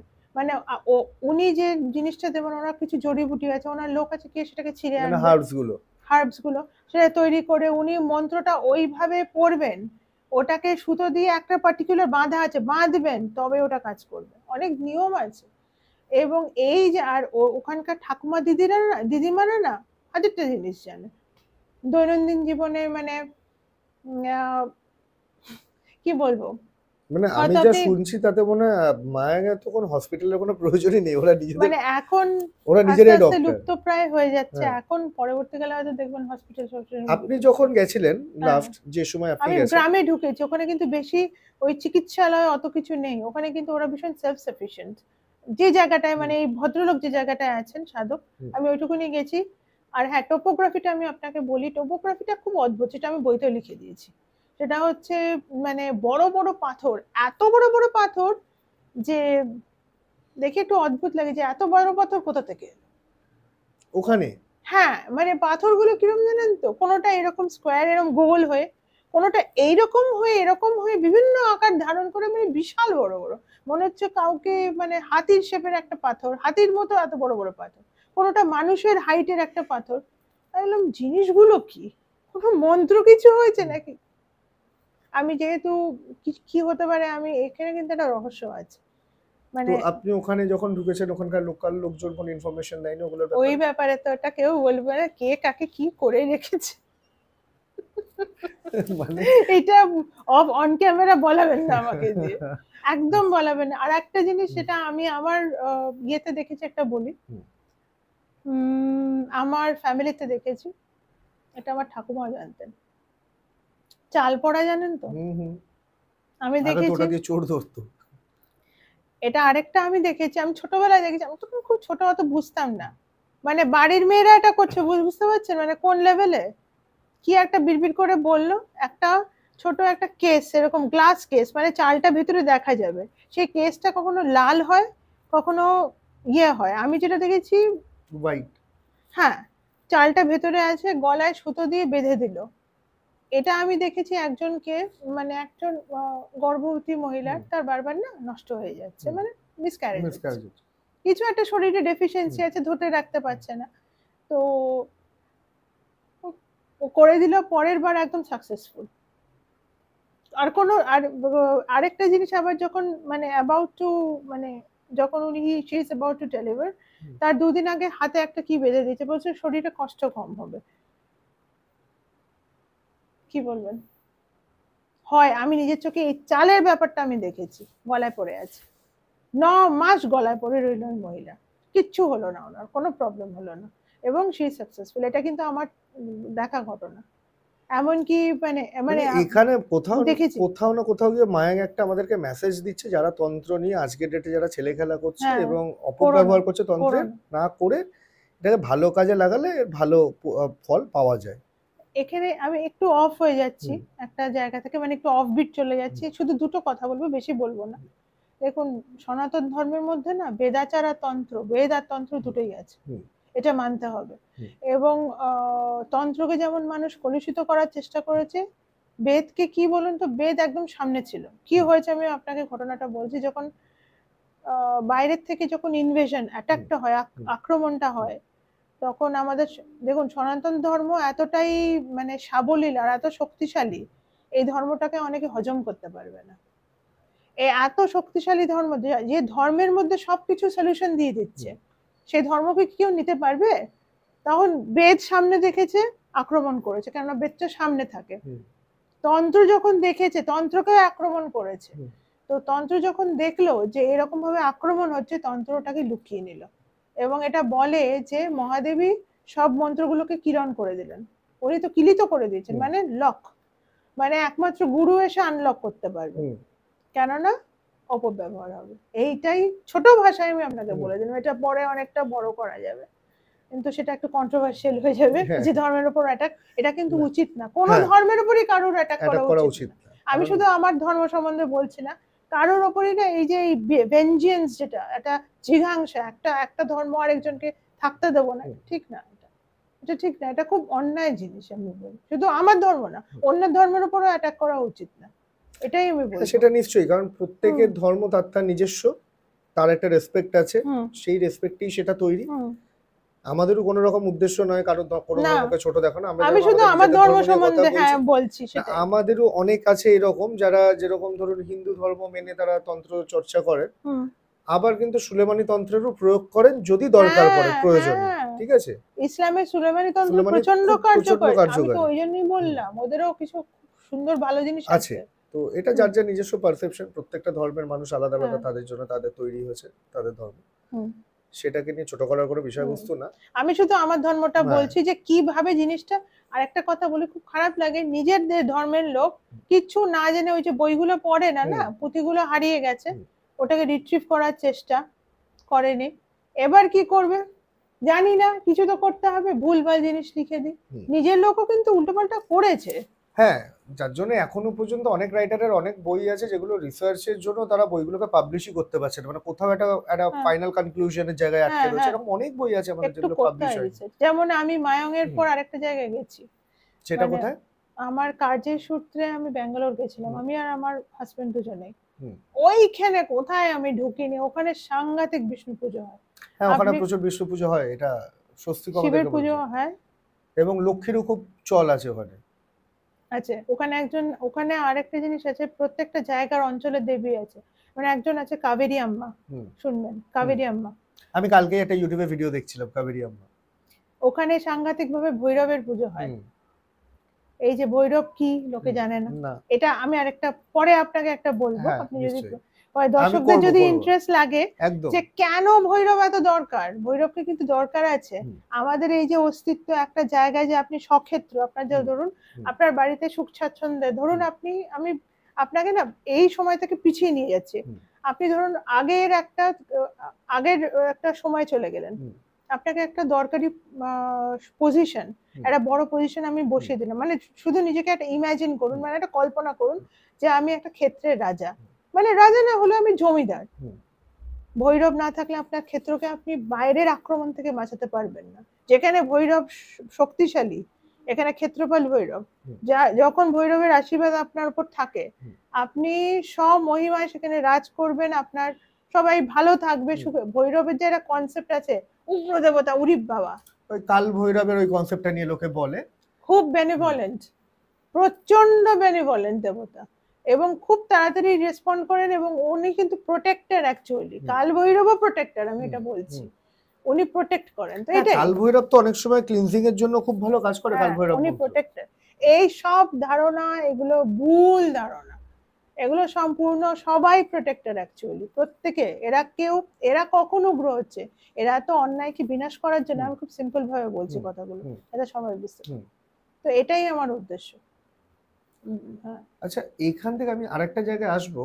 দিদি, আপনার সঙ্গে যখন আমার এটা নিয়ে প্রথম যখন হ্যাঁ। টেলিফোনে কথা হয় হুম এই হুম। পডকাস্টের ব্যাপারে, তখন আপনি আমার একটা পজিশনের কিছু গল্প বলেছিলেন যেটা এই হ্যাঁ বইটার মধ্যে আছে। হ্যাঁ, ওটা আমি বলবো। আর একটা জিনিস আমি পয়েন্ট হ্যাঁ, এখানে মিস করে গেলাম, ওটা হুম, আমি বলে দিই। একদম। যে অকাল্ট যখন আমি এনেছি, এই হুম, বইতে না দুটো পার্ট আছে। হুম, একটা দিকে যেমন আমি ক্রিমেটোরিয়াম হুম, গ্রাউন্ড, মানে একটা জায়গায় আমি এমনকি মানে একটু থাকতে না পেরে আমি দেখিয়ে দিয়েছি হুম। যে কি প্র্যাকটিস করছে। কিন্তু এটা আমি বলবো কেউ যেন না এসব করতে যায়, মানে মানে এর কি পুরো প্রসেসটা বইয়ের মধ্যে দেওয়া রয়েছে? মন্ত্রগুলো দিইনি, তাহলে আর কিন্তু পড়ে আমি কোনো লাভ থাকতে হবে না না। পড়ে হ্যাঁ, আমি ওই জায়গাটা বোঝানোর জন্য, মানে এটা হচ্ছে মানে কি মানে প্রসেসটা করছে। ভিজুয়ালাইজ করানোর জন্য আপনি প্রসেসটা বলে দিয়েছেন, হ্যাঁ, মন্ত্রগুলো নেই। তাহলে ওটা কাজ করবে না, আদৌ কেউ করতে না পারবে না। করবে না, কিন্তু যাওয়া উচিত না হুম, ওই মাঝরাত্রিরে ওরকম হুম, ভাবে একটা শ্মশানে গিয়ে ওই হুম, কাণ্ড করাটা উচিত না, আমি এটাই বলবো। এবং তারপর ফলে কি হয়েছে সেটাও আমি বলে হুম, দিয়েছি। তো এখানে এমনকি মাসানের উল্লেখও আছে এই বইতে, হুম, অনেকে ওটা নিতে পারবে না, মানে হুম, যারা জানেন, যারা ইন্টারেস্টেড, অন্যদের ভালো লাগবে যে মাসান এসে সব জানিয়ে যাচ্ছে, হুম। এমনকি তার চেহারারও একটা ডিসক্রিপশন আমি আসলে থাকতে না পেরে দিয়ে দিচ্ছি, কারণ আমি জানি এরা এক্সিস্ট করে। আচ্ছা। তো এদেরকে কি করে বলতে হয়, এমনকি এটাও বলে দিয়েছি যে কি সিদ্ধ করলে সে আসে। হুম, যাই হোক, এটা যেমন আছে, বেদাচারের কিন্তু ভয়ঙ্কর দুটো জিনিস আমি দিয়েছি, হুম, যেটা এখনকার দিনে খুব একটা বেশি দেখবে না, যেটা আমি ওই ব্যাঙ্গালোর ওই গ্রামে আমি দেখেছিলাম। হুম। ওরা রাত্রির বেলা একটা যজ্ঞ করছিল, ওই বিষ্ণু যজ্ঞ আর এই বিষ্ণু যজ্ঞের মধ্যে হেলেন হেভেন ডিফারেন্স, বিশাল তফাৎ। আচ্ছা। ওটা আলাদা বিষ্ণু, ওই বিষ্ণু মহাবিষ্ণু যে অদ্ভুত যজ্ঞ করে না, যেমন আমি নরসিংহা যজ্ঞের কথা হুম, বলেছি, হুম। আরেকটা আছে সুদর্শন যজ্ঞ, একটা যজ্ঞ সিদ্ধাশ্রমে হচ্ছে, ওটা ভয়ানক যজ্ঞ, ওইটা বইতেই পড়ে নেবো, ওটা আর বলবো না। আচ্ছা। তো বেদাচারও আমি লিখেছি, তন্ত্রাচারও লিখেছি। আসল হচ্ছে দুটোই খুবই মানুষকে বেনিফিট দেয়। আমাদের ধর্ম, আমি বলতে চাইছি আমাদের ধর্মে এত কিছু সলিউশন আছে, আমরা কি করছি, মানে হ্যাঁ, কতগুলো এক্স্যাক্টলি। হ্যাঁ, বাইরে, মানে বাইরের অন্য লোকেদের, আমাদের নিজেদের মধ্যে অনেক কিছু রয়েছে। না না, বাইরের অন্য লোকের ধর্মের কথা বলছি না, এখানে পুরোটা সেন্টেন্সটা হ্যাঁ। ক্লিন করে দিন, না তো না, লোকে আমিও লোকে কন্ট্রোভার্সিতে যাচ্ছি আমাকে না। আমাকে ছুড়ে হ্যাঁ, মারবে। না, না, না। হ্যাঁ, বুঝতে পেরেছি আমি। মানে হুম, বাইরের ধর্মের মধ্যে খুব দারুণ জিনিস, ওই যে হুম, বললাম ইসলামের, হুম। আমি নিজের চোখে দেখেছি একটা লোক সেরে উঠেছে। সেজে হ্যাঁ, উঠেছে মানে? এই ইসলামের মানে এইরকম বেন্ট হয়ে গেছিল, তখন আমি ছোট ছিলাম। আচ্ছা। মানে একজন, মানে উনি উনি হিন্দু, কিন্তু যে মুসলিম একজন রিক্সাওয়ালা, উনি হিন্দু, কিন্তু উনি করেন হচ্ছে সুলেমানি তন্ত্র প্র্যাকটিস করে। আচ্ছা, মানে লোকটাকে জল মানে করে করে লোকটাকে 2 মাসে মানে কাঁধে মানে বেন্টটা, ওটা একটা অ্যাক্সিডেন্টও হয়েছিল, অনেকটা ঠিক করে দিয়েছে, কাজ করে। তো আমি যেটা বলছি যে লোকের না কিছু হলে টক করে I am very sick, let me pop up a pill, but ওটা ঠিক না। মানে আমাদের ধর্মের মধ্যে এত কিছু আছে, আয়ুর্বেদ আছে, একটু খুঁজি না, একটু ভালো থাকবো, এটাই এটাই আমার উদ্দেশ্য, ভালো থাকবো তাহলে। হ্যাঁ, পরে আপনি কি বলছিলেন? পজেশন, হ্যাঁ ওইটা একটু শুনবো। পজেশনটা কারণ আসলে দেখুন আমাদের তো ওই চ্যানেলের নামটা দেখেছেন, সদার্থ এসোটেরিক ইনভেস্টিগেটর। তো আপনি দিনের শেষে যতই কন্টেন্ট দিন, আমাদের অডিয়েন্স হচ্ছে ভূত পাগল। না না না, ঠিক আছে, আসলে কি জানেন তো, এইবার সেটা পজেশন ভূতের হোক বা অন্য কারুর হোক, আপাতত দর্শকরা ওয়েট করবে ভূতটা দেখার জন্য। আচ্ছা পজেশনটা বলছি, দেখুন ভূত ছাড়াও আরো তার থেকে অনেক সাংঘাতিক জিনিস আছে। ভূত মানে কি জানেন তো, প্রথমত বলি, মানে প্রেত। প্রেত মানুষের থেকে হয়, প্রেত এত কিছু সাংঘাতিক হয় না। আচ্ছা, এমন কিছু না। তার থেকে আরেকটা আছে, ওই যে ছোট ছোট খড়বাকৃতি যে গুলো, গবলিনস যাকে বলে, এরা অন্য এন্টিটি, অন্য রেলমে থাকে। আমাদের যে নিচে যে লোকগুলো আছে না, 14টা লোক সম্পূর্ণ, নিচে 7টা লোক, আস্তে আস্তে যত নিচে যাবেন সাংঘাতিক লোক বেরিয়ে আসবে। মানে মানুষজনও মানে ওখানকার যারা ডুয়েল করে, নিবাসী যারা। তো আমার যে পজিশনটা, এটা পিশাচের পজিশন, আর সাধারণ পিশাচ না, ভয়ঙ্কর একটা মানে পিশাচ এসে ঢুকেছে। তো পজিশনটা আমি ছোট করেই বলছি, এই পজিশনটাও করিয়েছে কিন্তু ওই তান্ত্রিক মহাশয়, আমার যে যাকে অ্যান্টাগনিস্ট বলছি, উনি কিন্তু পজিশনটা করিয়েছেন হচ্ছে একজন খুব প্রধান চরিত্রের উপর, আমাদের গল্পের ওই বাচ্চা মেয়েটির উপর। মানে ডাইরেক্ট করতে পারেনি বলে কি, মানে এমন ভাবে পজিশনের জন্য একটা জিনিস, একটা প্রপ লাগে জানেন তো, হাওয়াতে হয় না। তো এমন একটা জিনিস অদ্ভুত ভাবে পাঠিয়েছেন, মানে আপনি চমকে যাবেন যে কি করে হলো। মানে প্রথমে না আমি ধোঁয়াশার মধ্যে জিনিসটাকে রেখেছি, তারপরে ব্যাপারটা বেরিয়েছে যে জিনিসটা ওইভাবে ওদের বাড়ির মধ্যে ঢুকে অ্যাটাচ হয়ে গেছে, এরকম ভাবে দেখিয়েছে। তো পুরোটা বললে তো বেরিয়ে যাবে, পুরোটা আমি বলতেও বলবো না, এটা মেয়েটির ওপর এসছে। এবার পজিশনটা যখন বার করা হচ্ছে, কিন্তু এটা কিন্তু কোনো সাধারণ তান্ত্রিকের পক্ষে সম্ভব না, কেননা মেয়েটিকে অ্যাটাক করেছে, মেয়েটিও শক্তিশালী বলে মেয়েটিকে সম্পূর্ণভাবে কিছু করতে পারছে না, মেয়েটিকে শুধু ধরে আছে, মানে মেয়েটির মধ্যে ঢুকতে পারছে না। মানে যে সাধক, সে দেখতে পাচ্ছে মেয়েটির ঠিক ঘাড়ের এই জায়গাটা, গলার এখানটা মেয়েটাকে এরকম ভাবে ধরে আছে, মানে ছাড়বো না।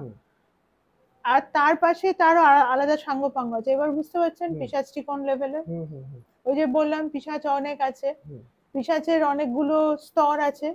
এটা হচ্ছে একদম মানে একটা রক্ত পিশাচ আছে, একটা জল, অনেক ধরনের পিশাচ হয়, পিশাচ বহু ধরনের আছে। তো এ রক্ত পিশাচ না, কিন্তু একে রীতিমতো একে যে অফারিংটা দিয়ে পাঠানো হয়েছিল না, একে মেয়েটির বাচ্চাটির খুব সুন্দর একটা, বাচ্চাটার চুলটা খুব কোঁকড়ানো, ওই চুল দিয়ে ওকে পাঠানো হয়েছিল, ওইটা ধরে ও গিয়ে ডিএনএটা ধরে নিয়েছে, ওটা গিয়ে ওকে ব্যাস ধরেছে।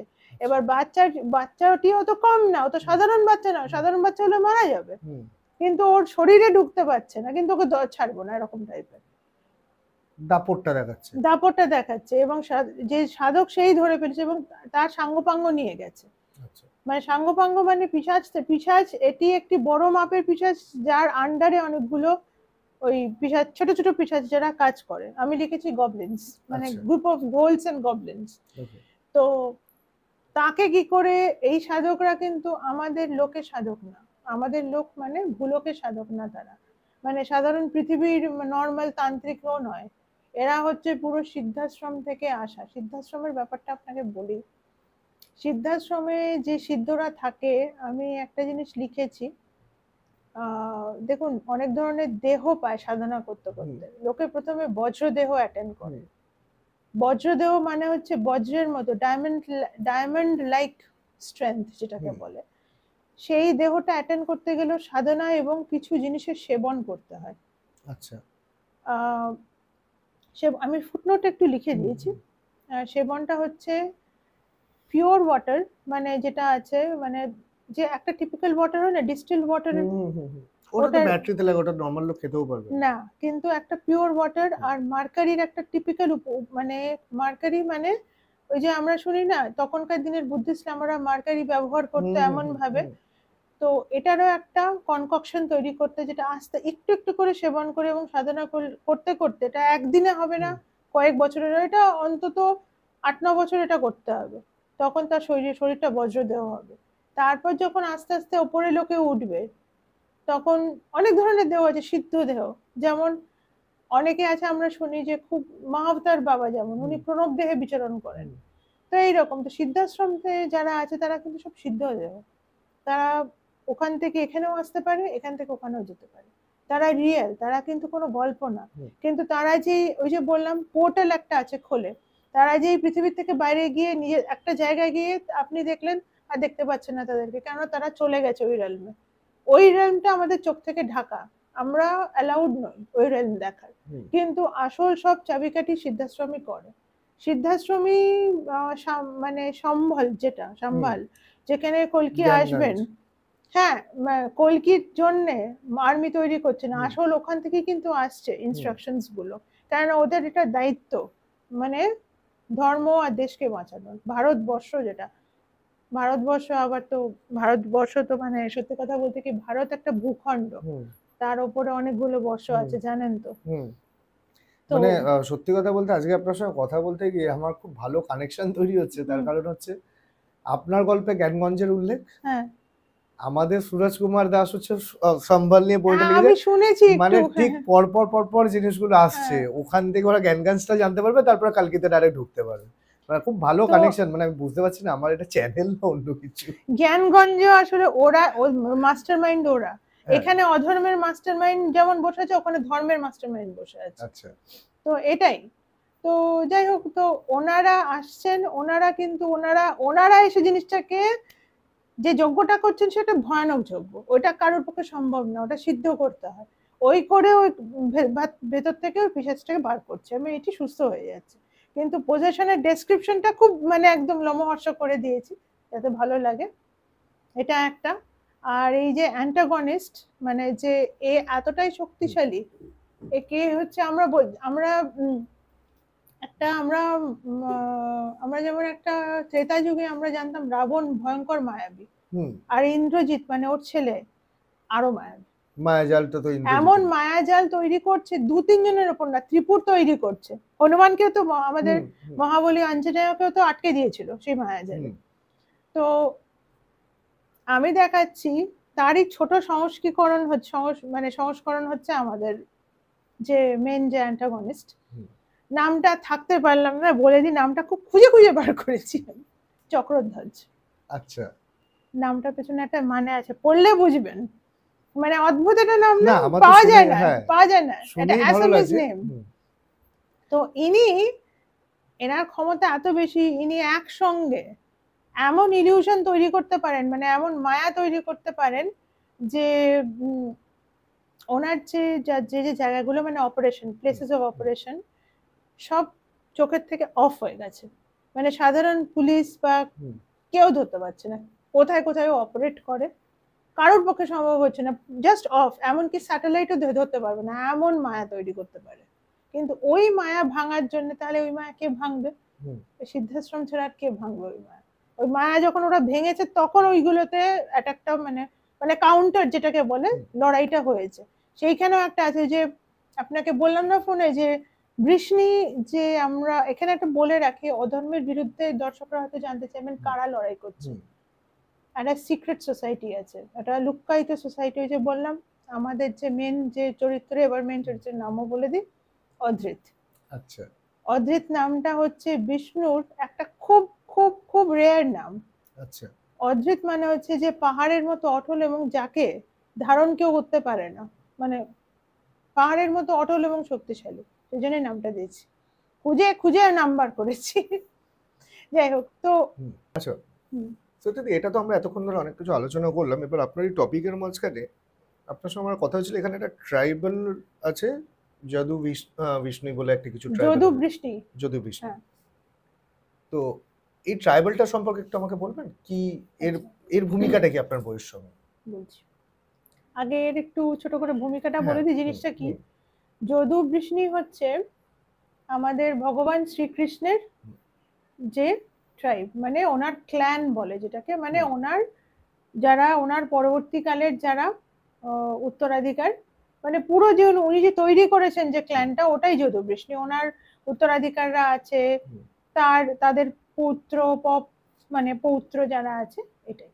আচ্ছা, আচ্ছা, এইবার আমরা একটু মহাভারতে একটু কিছুক্ষণের জন্য হুম, ফিরে যাই। হুম, মহাভারতে আমরা কি দেখি? মহাভারতে দাপর যুগে হচ্ছে, মহাভারতের লাস্টের দিকে আমরা দেখি মহা মানে আমাদের ভগবান শ্রীকৃষ্ণ দেহত্যাগ যখন করলেন, হুম, তো ওনার দেহত্যাগের পর কি হয়, পরের ঘটনাগুলো, ওনার যে স্ত্রীরা আছে, হুম, প্রধান যে স্ত্রী আছে, হুম, তাদের মধ্যে বেশ কয়েকজন রুক্মিণী হুম, এবং হৈমবতী, হুম, শৈব্যা এবং আরেকজন আছেন, এরা আহ, এরা সহমরণে যায়, কারণ এরা এত শোকাপ্লুত হয়েছিল, সহমরণে যায়। কিন্তু এদের যারা মানে পপুত্র যারা, সহমরণে গেলে মারা তো চলে গেলেন, হুম, মাতারা, হুম, কেননা পিতা চলে যাওয়ার পর মাতাই প্রধান হয়ে যায়। হুম, তো মাতাও যদি চলে যান, তার ছেলে মেয়েরা, নাতিরা, তারা কি করবে?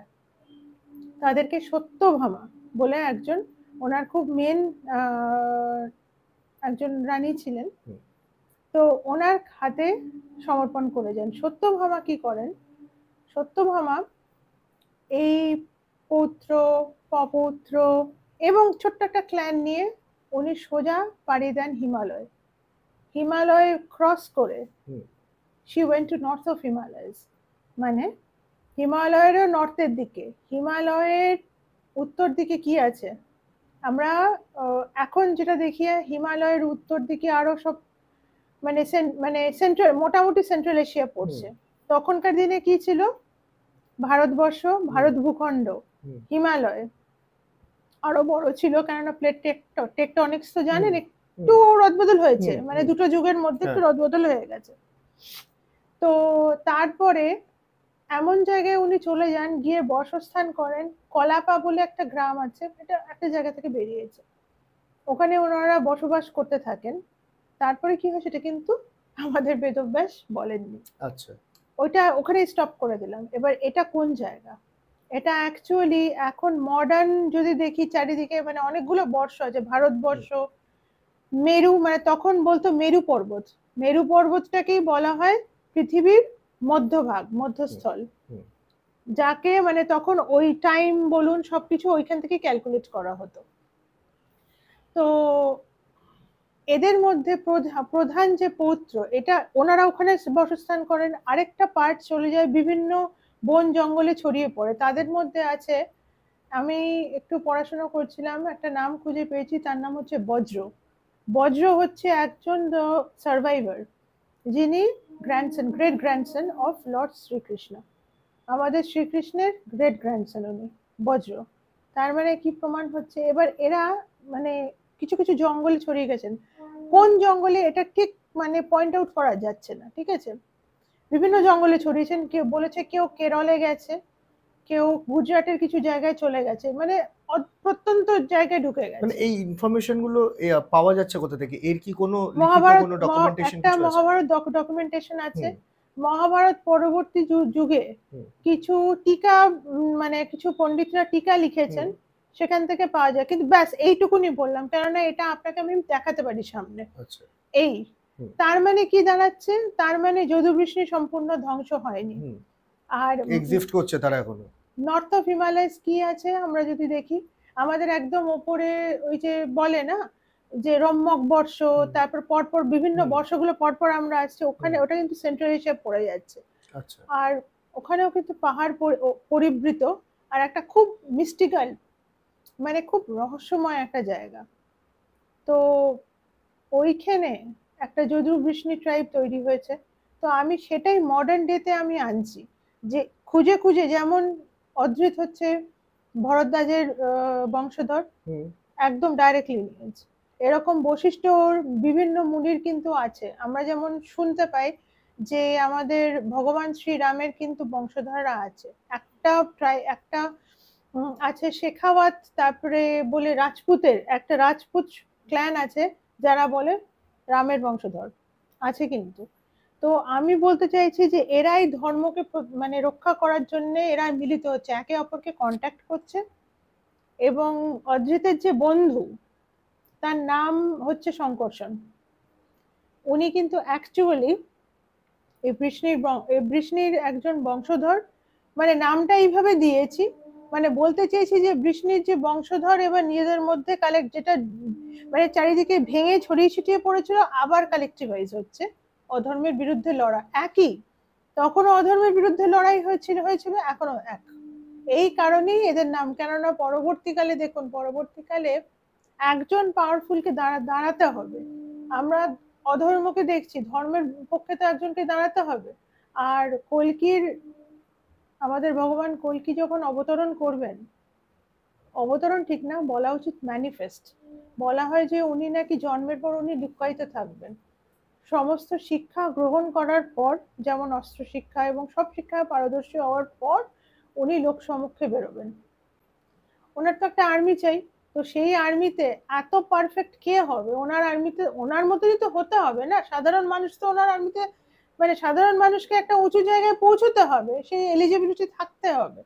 তো যদু বৃষ্ণি মেন, মানে তারাই সবাইকে মানে নিজেদেরকে তৈরি করে, এই জন্যই এই বইতে দেওয়া। মানে এটা যে আমরা বিভিন্ন জায়গায় শুনে থাকি, অনেক জায়গায় অনেক জায়গা থেকেই উঠে এসছে যে অশ্বত্থামা অনেকেই মনে করেন যে এখনো পর্যন্ত বেঁচে আছে, এবং উনি পার্টিকুলার একটা শিব মন্দির আছেন যেখানে উনি এখনো রোজ সকালবেলা ভোরবেলা পুজো দিতে আসেন একটা সময়।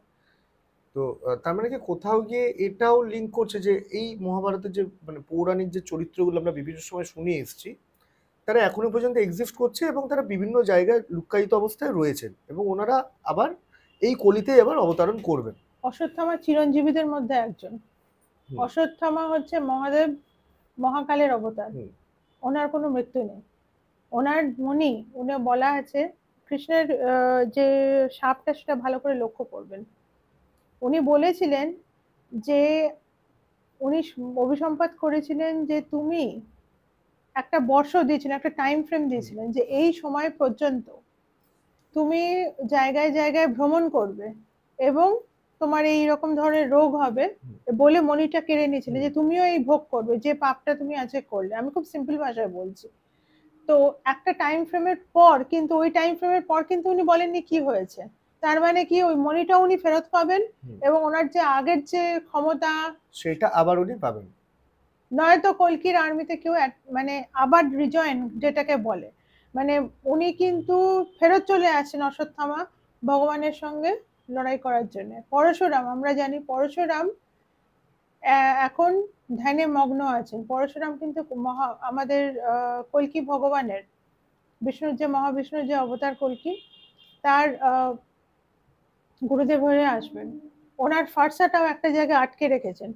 উনি যখন ওই ফারসা, মানে ওই যে কুঠার যেটা, ওটা একটা জায়গায় আছে আমাদের নর্থ ইন্ডিয়াতে। তো আমরা সবাই জানি কোন জায়গাটা, ওখান থেকে পরশুরামের মন্দিরও আছে। ওই জিনিসটা সবাই তুলতে চেষ্টা করেছে, ক্রেন দিয়েও কেউ তুলতে পারেনি। এটা কিন্তু ঘটনা, এটা নিয়ে।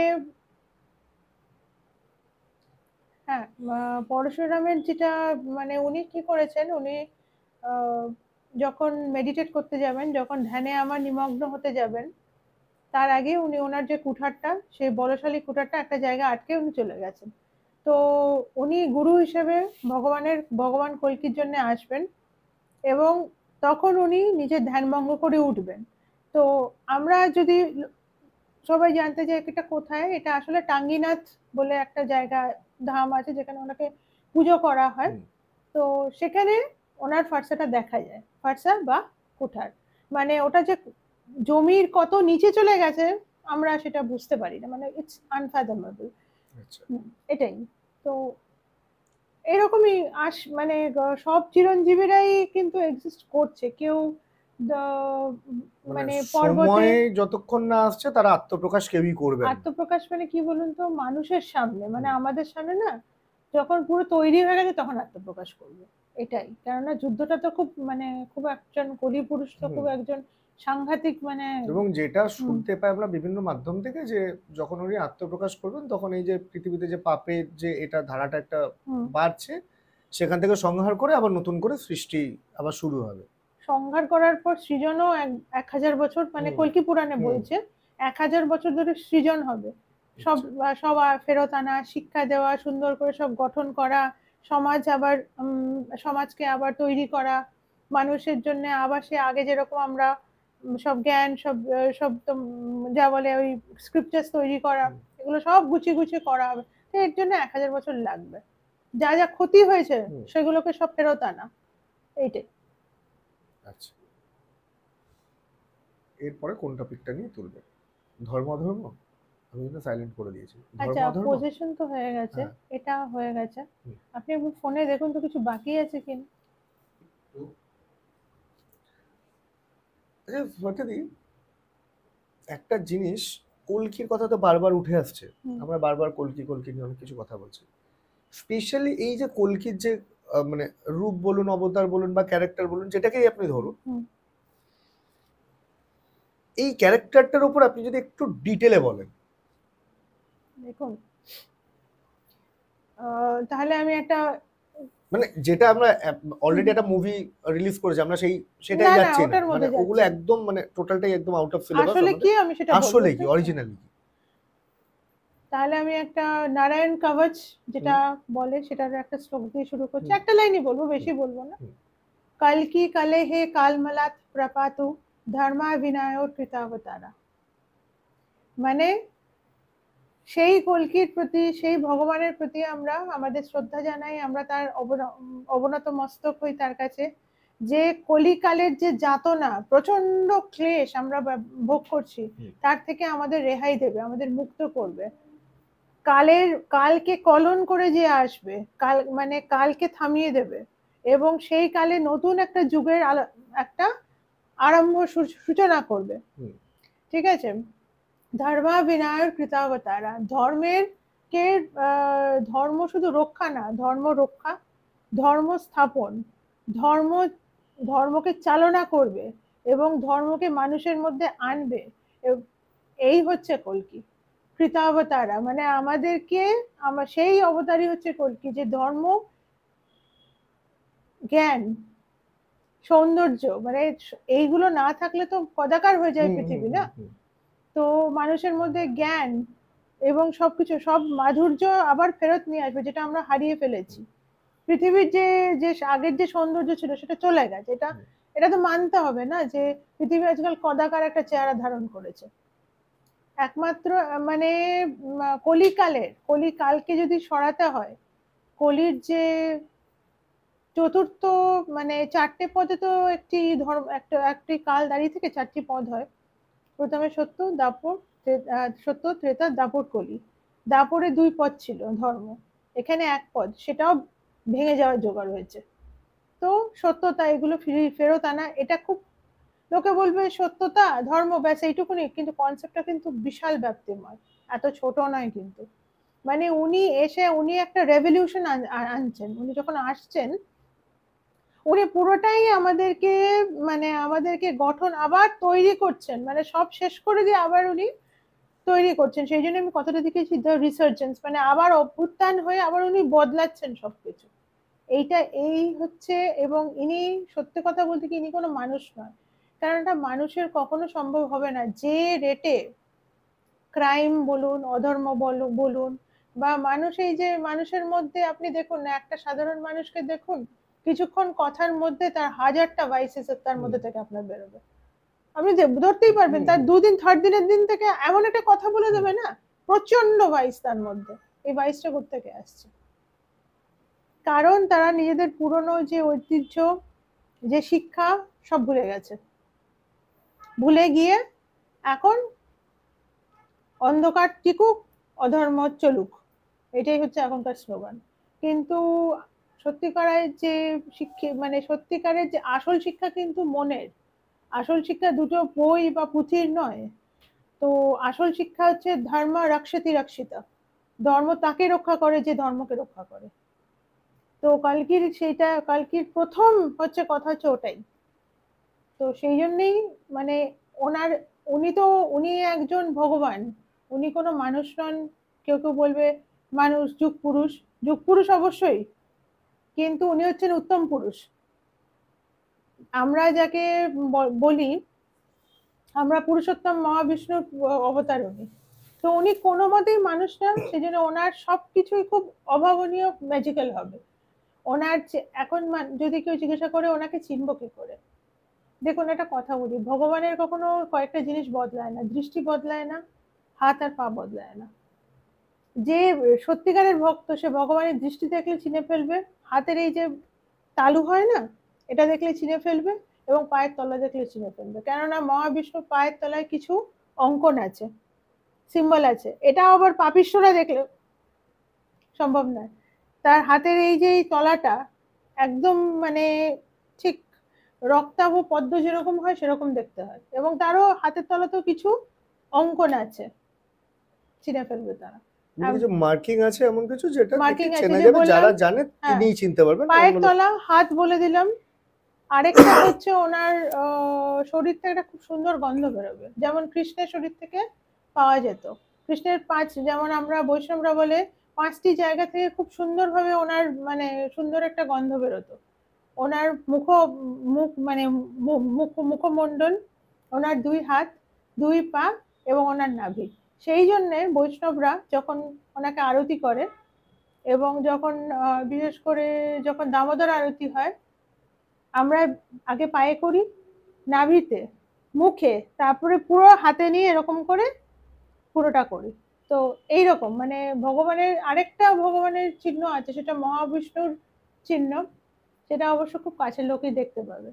শ্রীবৎস একটা চিহ্ন থাকে ওনার বুকের ওপরে ডান দিকে একটা আছে। চিহ্নটা ঠিক কোথায় আমি এখন বলছি না, চিহ্নটা থাকে বুকের ওপর, শ্রীবৎস একটা চিহ্ন। এরকম অনেক চিহ্ন আছে। ওনার শরীর থেকে একটা সুগন্ধ, ওনার চেহারার মধ্যে যে তেজ, এগুলো তো লোকে বুঝতে পারবে যে কিন্তু ওই যে বললাম সবার চোখ হবে না। ধর্মের রাস্তায় যিনি হাঁটবেন এবং যিনি প্রকৃত জ্ঞান রাখবেন তিনি ওনাকে দেখলে এবং ভক্ত হতে হবে, ভক্ত হতে হবে, সাধক হতে হবে, এবং ধর্মের রাস্তায়, হ্যাঁ এটা একদম ঠিক বলেছেন, ধর্ম রাস্তায় হাঁটতে হবে, সে বুঝে যাবে যে কে ভগবান এসছে। আজকে তো অনেক কিছু আলোচনা করলাম, আমরা প্রায় অনেকটাই শেষের দিকে আমরা চলে এসেছি। আমি আর এটাকে বেশি লম্বা করব না, আমি অডিয়েন্সের উপরে ছেড়ে দেবো। এরপরে অডিয়েন্স এখান থেকে আর কি কি আপনার থেকে আগামী দিন জানতে পারে, আমরা আগামী দিন তো নিশ্চয়ই বসবো। তবে আজকে আমার যদিও ইচ্ছা করছে না পডকাস্টটাকে এখানে শেষ করা, তো মনে হচ্ছে এটা আরো চলুক, কিন্তু বেশি লম্বা হয়ে গেলে কোথাও কি অডিয়েন্সও ধৈর্য হারিয়ে ফেলে। তো আজকে আমি একদম শেষের দিকেই চলে এসেছি। এবার আমি আপনাকে দুটো স্পেসিফিক কোশ্চেন করবো। সেটা হচ্ছে যে প্রথম হচ্ছে আপনার এই যে বইটা, এই বইটার কি প্যারালাল কোনো রেফারেন্স বা এই জাতীয় কিছু আছে? প্যারালাল রেফারেন্স মানে কোন বই থেকে আমি লিখেছি, তাই তো? আচ্ছা, কোনো বই থেকে যদি আপনি ইন্সপায়ার হয়ে লিখে থাকেন, বা আপনার এই বইয়ের কোনো পার্ট যদি অন্য কোনো বইয়ের সঙ্গে পাওয়া যায় কিছু। এই বইটা সম্পূর্ণ অরিজিনাল। আচ্ছা, বইয়ের কোনো পার্ট আপনি কোথাও পাবেন না। আচ্ছা, এটা একটা। আর কোনো ইন্সপিরেশন, দেখুন ইন্সপিরেশন কোনো বইয়ের থেকে নেই। ইন্সপিরেশন আমি যেটা বললাম, কারণটা যেটা আমি আপনাকে প্রথমে বলেছি, যে ধর্মকে আবার ধর্ম জিনিসটা, যে ধর্মকে মানুষের সামনে তুলে ধরা, সনাতন ধর্মকে। এবং আমি চাইবো, এটা অনুরোধ, যে মানুষ এটা পড়ুক এবং মানুষ একটু ভাবুক যে কোন দিকে যাচ্ছে সমাজটা। সমাজের মধ্যে অনেক কিছু দেখছি, সাধারণ মানুষও জানে, কিন্তু আমি কি বলছি, তারা কেননা এভরিডে দে আর ফেসিং ইট, তারা কিন্তু দিনে প্রাত্যহিক দৈনন্দিন মানে তাদের জীবনে তারা এই জিনিসটা ফেস করেন। ভাইস, প্রচন্ড রকমের ভাইস, মানে বিনা কারণে ভাইস আর বিনা কারণে ভায়োলেন্স তারা ফেস করে। তারা নিশ্চয়ই খুব সুখী নন। তো সেই সমাজ ব্যবস্থা, আগের সমাজ ব্যবস্থাতে ভালো, যেটাতে শান্তিপূর্ণ একটা সমাজ ব্যবস্থায় ফিরতে গেলে ধর্ম না থাকলে এটা হয় না। তো সেই জন্য বইটা লেখা। আর আপনি যদি রেফারেন্স জানতে চান তাহলে বলবো, নারায়ণ কবচটা তো আমি নিজেই মাঝে মাঝে পড়ি, ওইখানে আছে। গীতা থেকেও কিছুটা গীতা পড়া হয়েছে, কেননা বুঝতে তো হবে ভগবানকে বোঝার জন্যে। আমার রিসার্চ যেটা আমি বললাম, যে মায়ঙের একটা আছে, সাউথ ইন্ডিয়ায় বিষ্ণুর যে আমি পুজো দেখেছি ওদের, ওরা একটা অন্য ক্রমে করে। কিছু আমি যে বললাম ছোটবেলায় যে কিছু উপনিষদের কিছু, যেমন ছান্দোগ্য উপনিষদের একটা কথা আমার মনে পড়লো, সেখান থেকে আরেকটা বলতে পারেন ইন্সপিরেশন, যে ছান্দোগ্য উপনিষদে বলেছে, একটা জায়গায় বলেছে, আমি এখন ওই সংস্কৃতটা আর বলছি না, ছোট করে বলে দিচ্ছি, যে প্রতি রাত্রে আমরা যখন ঘুমের অচৈতন্য হয়ে যাই, এতটাই অচৈতন্য হই যে খুব ডিপ স্লিপ, পরমাত্মা আমাদের সঙ্গে মিলিত হতে আসেন, কিন্তু আমরা সেটা বুঝতে পারি না। মানে কি বলুন তো, মানে আসল কথাটা বলছে আমাদের আত্মার কাছে পরমাত্মা আসে, মানে এক হওয়ার জন্য, কিন্তু আমরা সেটা বুঝতে পারি না।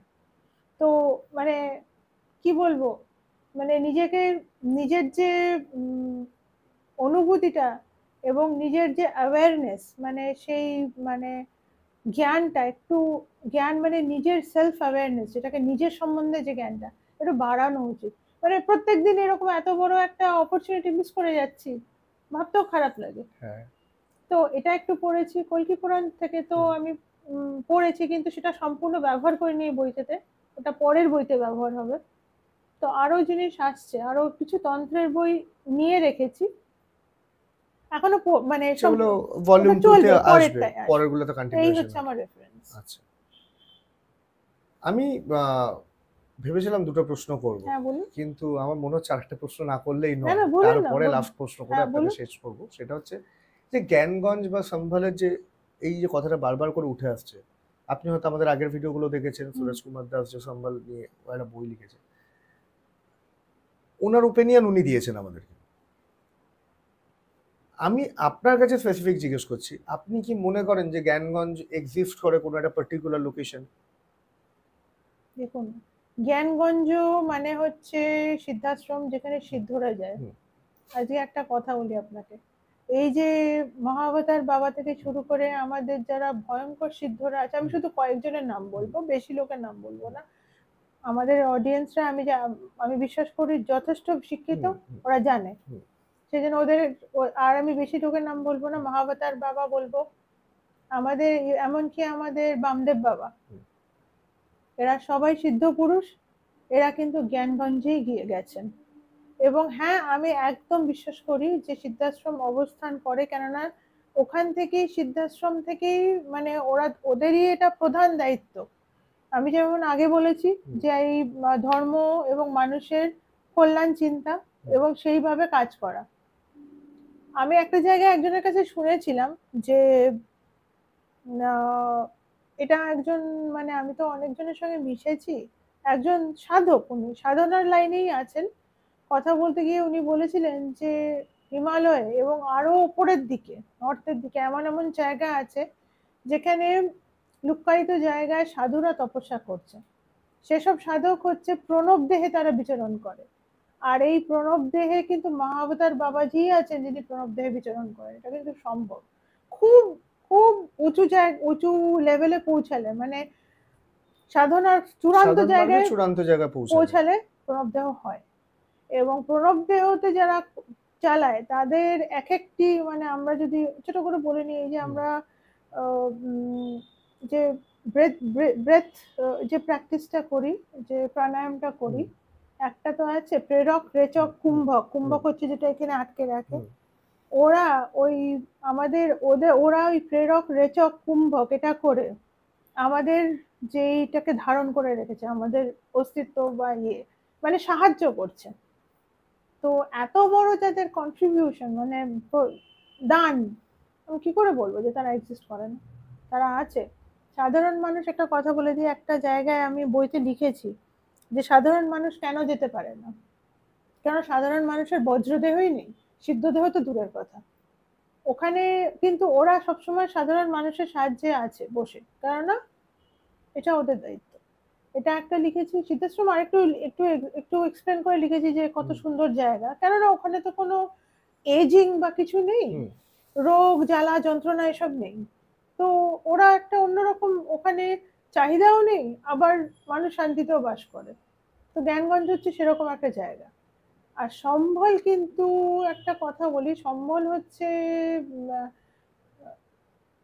আমি একটা জায়গায় পড়েছিলাম, সম্বলের মানে সম্বল কথাটা যদি আপনি ভাঙেন, সন্ধি বিচ্ছেদ করে দেন, শম্ভু আলয়, শিবের আলয়, নারায়ণ খুব বড় দূরে যাবেন না, হর আর হরি কিন্তু একসঙ্গে থাকেন। তো শম্ভু আলয় ছাড়া নারায়ণ তার নিজের একে পাঠাবেন না, নিজের যে অবতার। এবং ওটা খুব লুক্কায়িত একটা, এটাকে বলে হিমালয়ান কিংডম, এমন একটা রাজ্য যেখানে একজন খুব মানে সেই রাজ্যে উনি আসবেন এবং সেখানে খুব একজন খুব অসাধারণ একজন ব্রাহ্মণ, বিষ্ণু যশ যার নাম, এখন নাম বলছে বিষ্ণু যশ, সত্যি কি তার নাম বিষ্ণু যশ? এটাও হতে পারে যে বিষ্ণুর নামে যে চারিদিকে ওটা বিষ্ণুর নাম ছড়াচ্ছে, সেই জন্য তাকে নাম দেওয়া হয়েছে বিষ্ণু যশ।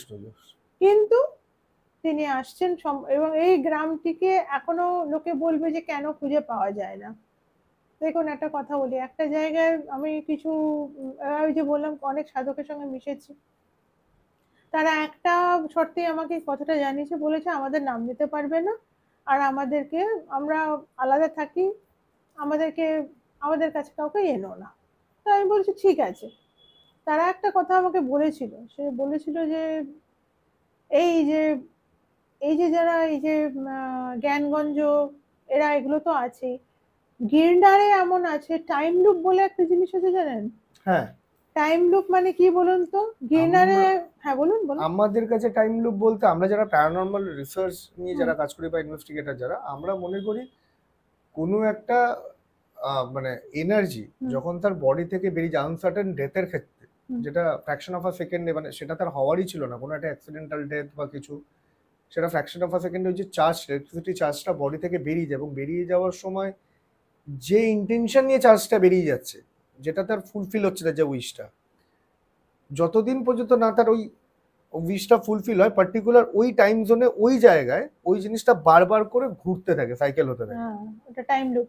তো এইরকমই না একটা টাইম ডাইমেনশন, একটা আমাদের, দেখুন একটা কথা বলি, আমরা লোকে কি বলে আমরা কোন ডাইমেনশনে থাকি, আর এরা হচ্ছে, এরা সিদ্ধরা, দেখুন আমাদের উপরে একটা লোক আছে, সেটা হচ্ছে ব্রহ্ম, যে সুতার লোক বলে ব্রহ্মলোক, তার উপরে আরো লোক যাচ্ছে, 8th ডাইমেনশনে মহাদেব থাকেন, বিষ্ণু ডাইমেনশন আরেকটু উপরে, মহাবিষ্ণু আরো উপরে, পারাশিব, এরম করে যাচ্ছে, আস্তে আস্তে উপরে যাচ্ছে। তো এই যে সিদ্ধরা ঘোরে, তারা আমাদের উপরে ডাইমেনশনে থাকে, তো টাইম ডাইমেনশনটা ওখানে আলাদা, সেজন্য ওরা যখন ঘুরছে, ওদের সিদ্ধাশ্রম অন্য ডাইমেনশনে, মানে টাইমের জন্য আমরা দেখতে পাচ্ছি না, কিন্তু যাদেরকে ওরা সেই আশীর্বাদ দেবে, তারা ওইখানে যেতে পারবে। গিরনারে আছে, এরকম আছে, মানে এরকম সাধকরা আছে যাদের 100 বছর হয়ে গেছে, সাধনা করছে, কিন্তু তারা লোক সমক্ষে আসছে না। এটা নয় যে তাদের যে ওই যে গুহাতে থাকে না, নর্মালি গুহাতেই তো থাকে এরা, তো গুহাটা কিন্তু লোকে, হাজারটা লোক রোজ যাচ্ছে, গুহাটা দেখছে, চলে আসছে, কিন্তু গুহার ভেতরে, কিন্তু ওই গুহার ভেতরে ঢুকলেও দেখতে পাবে না, কেন জানেন? গুহার যে প্রবেশ পথটা সেটাই দেখতে পাবে না, ওটা একটা অন্য টাইম জোন, মানে একটা টাইম এটা আছে নাকি গিরনারে, টাইম জোনটা নাকি বদলে যায়, এরকম একটা, মানে সিদ্ধদের একটা আলাদা রেল, মানে এটা একটা একটা প্রোটেকশনের মতো, সম্ভালেরও সেই এরকম একটা আছে, জ্ঞানগঞ্জে সেটা মানে আছে। এমন কোন একটা হিডেন ডোর আছে যেটা পার্টিকুলার একটা অন্য টাইম জোনে পড়ে, আমাদের সেটা নর্মাল মানুষের চোখে আসবে না, যাদের একমাত্র ওই টাইম জোনে যাওয়ার দরকার, তারা গেলে ওই গেটটা তারাই দেখতে পাবে, তারাই বেরোতে পারবে। they have to make themselves eligible for that, তাদেরকে নিজেদেরকে রিয়েলাইজেশনটাকে সেই উপরে তুলতে হবে, সেরকম কোনো মানুষই হবে যে মৃত্যুর পরে জ্ঞানগঞ্জে যেতে পারবে বা দেহত্যাগের পরে জ্ঞানগঞ্জে গিয়ে থাকবে। কিন্তু মৃত্যুর আগে যদি যেতে হয়, এই যে আমি বললাম ওই অদ্রিজ যেরকম, তার মিনিমাম বজ্রদেহ আছে, তো তার, সে যদি সিদ্ধাশ্রমে সে তাকে যেতে হয়েছে পরে, তাকে কিন্তু অন্যজন নিয়ে যাচ্ছে এবং একটা অন্য জিনিস দিয়ে তাকে একটা আবরণের মধ্যে, এবং গুরুর কৃপাতে সে যাচ্ছে, কিছুক্ষণের জন্য থাকতে পারছে, বেশিক্ষণ না, তারপরে চলে আসতে হচ্ছে, কেন? সাহায্যের জন্য, মেয়ের জন্য, সেজন্য সে যাচ্ছে, কিন্তু সে কিন্তু ওখানে থাকতেও পারছে না বেশিক্ষণের জন্য, যেতে পারছে না কারণ তার বজ্রদেহ আছে, অত দূর ওই যে কপ্টার ঠিক না। এখানে আমি একটু হাইফাই গ্যাজেটের কথা বলেছি, হ্যাঁ কিছু টুলস আপনার এখানে আছে ইউজ করা আছে, সেগুলো যাচ্ছে। হ্যাঁ টুলস, মানে দেখুন একটা কথা বলি, এটা তো একটু একটু ফিউচারিস্টিক লিখেছি লেখাটা, তো এরা যেহেতু, দেখুন এরা যেহেতু একটা বৃষ্ণি ক্ল্যান তৈরি করেছে, একটা যুদ্ধের একটা সমরসজ্জা একটা এদের আছে, এদের না একটা ব্যাকিংও আছে, একটা কাউন্সিল, রুলিং কাউন্সিল আছে যারা এদেরকে সাহায্য করে। গ্যাজেটস যেটা আমি বলেছি সেটা হচ্ছে যে এয়ার ক্যারিয়ার একটা আছে যেটা প্রচন্ড স্পিডে ট্রাভেল করে, ওটা একটা মানে মানে এনি কাইন্ড অফ স্পেসশিপ এরকম কিছু? স্পেসশিপ মানে একটা শিপের মতো এয়ারশিপ, যেটা ওদেরকে সিমলা থেকে খুব তাড়াতাড়ি সিদ্ধাশ্রমে যখন যাচ্ছে হিমালয়ের একটা জায়গায় নিয়ে যায়, এত তাড়াতাড়ি যে কোনো নর্মাল হয় না। এটা এটা এটা একটু আমি বলি একটু, এটার ফিউয়েলটাও অন্য, এটা ফিউল নর্মাল ফিউয়েল না, এই যে নর্মাল ফিউল যেটা ইউজ করে ওটা নয়। তো ওটাই আমি, এটা কিন্তু এটার ভেদানো মানে কিন্তু এটা হচ্ছে পরের। ওই টাইম জোনের যেটা মানে ফুয়েলের জায়গায় ওরা যেটাকে আরো অ্যাডভান্স কিছু ইউজ করছে যেটার জন্য ওই স্পিডটা পাওয়া যাচ্ছে।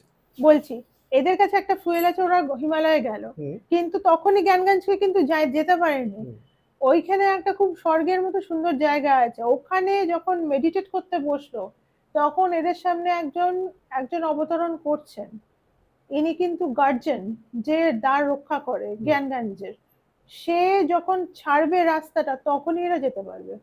সে এসে ওদেরকে নিয়ে যাচ্ছে, সেই ভেহিকেল অন্যরকম। সেটা আমরা যেমন শুনি না বিষ্ণুর একটা রথ আসে, হুম যখন বিষ্ণুর রথ এরকম, এইসব সিদ্ধদের জন্য আলাদা একটা ট্রাভেল করার একটা জায়গা আছে, তার ফিউল পুরো আলাদা, কোনো এয়ার মানে আমাদের পার্থিব কোনো ফিউল না, অন্যরকম জিনিসের ওরা চলে, এটা একটা আছে। আর যেটা বলেছি যে যেহেতু এটা একটু ফিউচারিস্টিক দিকে, মানুষের অবনতি হয়ে গেছে, মানুষ শরীরে জরাজীর্ণ হয়ে গেছে, রোগগ্রস্ত হয়ে গেছে, তো এরা কি করছে, হিউম্যানয়েড রোবট তৈরি করেছে যারা এই কাজগুলো করছে। হিউম্যানয়েড রোবট তো আছে, তো আমাদের হুম এখনই হুম হিউম্যানয়েড তৈরি হচ্ছে, কিছুই না একটু অ্যাডভান্স সময়ে এরা একটু বেশি সংখ্যকে তৈরি করেছে যারা এই কাজগুলো করে। আর যেটা আমি বলেছি মিউটেন্টস, যেটা আমি বলেছি মানে সেটা হচ্ছে মানে অদৃত সংকর্ষণ, এরা কিন্তু high high level human being, মানে এরা বেশ রিয়েলাইজ যে এদের দুজনেরই কিন্তু বজ্রদেহ আছে। তাদের তুলনায় যে নর্মাল যে আপনার একটা জায়গায় আমি লিখেছি, নর্মাল যে লোকগুলো চারিদিকে ঘুরে বেড়াচ্ছে তারা, তাদের অনেক ক্ষমতা কম, তারা খর্বকায়, একটু বেঁটে হয়ে গেছে, আর তাদের মানে যা হয় কালের সময় গতিতে মানুষের ক্ষমতা কমে গেছে, শরীরও তাদের খারাপ, জরাগ্রস্ত। তো এইটা ডিফারেন্সটা আমি দেখেছি, যেমন পৃথিবীর কিছু চেঞ্জেস এসছে। হিমালয়ান যে রেঞ্জটা আমি আপনাকে বলেছিলাম না, যত সময় এগোবে হিমালয়ান রেঞ্জ কিন্তু, এখনই যদি আপনি খবর খোলেন দেখবেন হিমালয়ান রেঞ্জ যে প্লেট টেকটনিক, যে প্লেটটা না আস্তে আস্তে যে তলায় ঢুকে যাচ্ছে তলায় আর ঢুকে উপরে একটা যাচ্ছে, লেয়ার চলে আসছে। হ্যাঁ আমাদের দিকে এগিয়ে আসছে। একটা ক্র্যাক দেখা দিয়েছে হ্যাঁ আফ্রিকান যে কন্টিনেন্টটা, হুম মাঝখান দিয়ে ক্র্যাক দেখা, এইগুলো আরেকটু অ্যাডভান্স করলে এগুলো আরো বাড়বে। তো এইগুলোই বলেছি, এইগুলোর জন্য আমাকে একটু ওই যে জিওলজিক্যাল যে পেপার গুলো, হুম আর্টিকেলস হুম গুলো বেরোয়, ওটা দেখতে হয়েছে। আর্থের অ্যাক্সিস একটু, যে আমরা যে নর্মাল যে অ্যাক্সিসটা থাকে না, ওটা থেকে যদি একটু এরকম টিল্ট করে যায়, ব্যাস হুম ক্লাইমেট টাইমেট সব বদলে যাবে, হুম গরম হয়ে যাবে। আর যদি টিল্টটা একটু বাঁ দিকে যায়, তাহলে আবার ঠান্ডা হয়ে যাবে। এক্স্যাক্টলি। ঠান্ডা হয়ে যাবে। তো এই হচ্ছে ব্যাপার। যাই হোক, আজকে একদম শেষ দিকে পৌঁছে হুম গেছি, প্রচুর ভালো ভালো ইনফরমেশন পেলাম আপনার থেকে। আমি একদম হুম শেষ প্রশ্ন, হুম আহ, এই যে আপনার লেখা যে বইটা, হুম। এই বইটা সাধারণ মানুষের জীবনে কিভাবে, মানে মডার্ন যে আমাদের এখন, আমরা তো প্রত্যেকেই খুব বিজি এখন, লোকের কাছে সময় খুব অল্প, মানুষ ধৈর্য হারিয়ে ফেলছে, বিভিন্ন রকম চেঞ্জেস মানুষের মধ্যে এসছে আজকে, সবাই আমরা একটা কর্মব্যস্ততার মধ্যে থেকে যাই। এই যে মডার্ন যে আমাদের যে লাইফস্টাইলটা, সেটার মধ্যে এই বইটা কিভাবে হেল্প করবে, কি ধরনের এফেক্ট ফেলতে পারে? বইটার এফেক্ট তখনই হবে যখন এই বইটা মানুষ, আমি খুব সিম্পল ভাবে হুম লিখেছি, মানে হুম বুঝতে কোনো হুম অসুবিধা হবে না। হুম মানুষ বইটা জাস্ট পড়ে বেরিয়ে যাবে হুম না, পড়ে ভাবতে বসবে, তখনই পরিবর্তন আসতে শুরু করবে। যখন সে ভাববে, একটা থেকে একটা প্রশ্ন যখন তার মাথায় উঠবে, হুম কেন কেন, তখনই সে বুঝতে পারবে কিছু একটা গলদ আছে, কিছু একটা দোষ আছে, যেটাতে মানুষ মানে একটা বলগাহীন অশ্বের মতো দৌড়ে হুম চলেছে, হুম আলটিমেটলি কিছু পাচ্ছে না, কিছুটা টাকা হুম পাচ্ছে, হুম তারপরে দেখছে নানা রকমের শরীরে রোগ। হুম মানে একটা ছোট এক্সাম্পল দিই, এই যে কর্পোরেট জায়গায় লোকে কাজ করে, পাগলের মতো কাজ করছে, কিন্তু জীবনে শান্তি নেই। জীবনে শান্তি নেই, কাজ করছে, কোনো ব্যাকবোন নেই, 10টা ভুল দেখছে, চোখের সামনে অন্যায় দেখছে হচ্ছে, হুম বলার গলা নেই। জোটবদ্ধতা নেই, এখানে আমি ঠিক উল্টোটা দেখিয়েছি। এখানে মানুষের মধ্যে ধর্মের জ্ঞান আছে, জোটবদ্ধতা আছে, সংসার সুখের, এই যে অদ্রিতের অত্যন্ত সুখের সংসার, একদম আইডিয়ালিক লাইফ যেটাকে বলে তাই। মানে কোথাও গিয়ে আমি যেটা আপনার কথা শুনে যেটা এই মুহূর্তে হুম। বুঝতে পারছি, কোথাও গিয়ে আপনার বইটা আমাদের সমাজ এখন যেভাবে ছড়িয়ে ছিটিয়ে চারপাশে চলে গেছে, মানে সিস্টেমেটিক লাইফের বাইরে বেরিয়ে গিয়ে হুম। একটা মানে সময়ের জাতকলের মধ্যে যে মানুষ পিসছে পিসছে, প্রত্যেকটা হ্যাঁ সময়, হ্যাঁ হ্যাঁ। সেই জায়গা থেকে মেন্টাল স্যাটিসফ্যাকশন এনে, ঠিক আজ থেকে আমি যদি ধরে নিই আজ থেকে 50 বছর বা 60 বছর আগে আমাদের যারা পূর্বপুরুষ ছিলেন তাদের লাইফে তারা হয়তো এত মডার্ন ফেসিলিটি তখন পাননি, হুম। কিন্তু তাদের জীবনে একটা সুখ স্বাচ্ছন্দ্য ছিল হ্যাঁ ছিল, ছিল। এবং একটা ডিসিপ্লিন লাইফ ছিল। হ্যাঁ।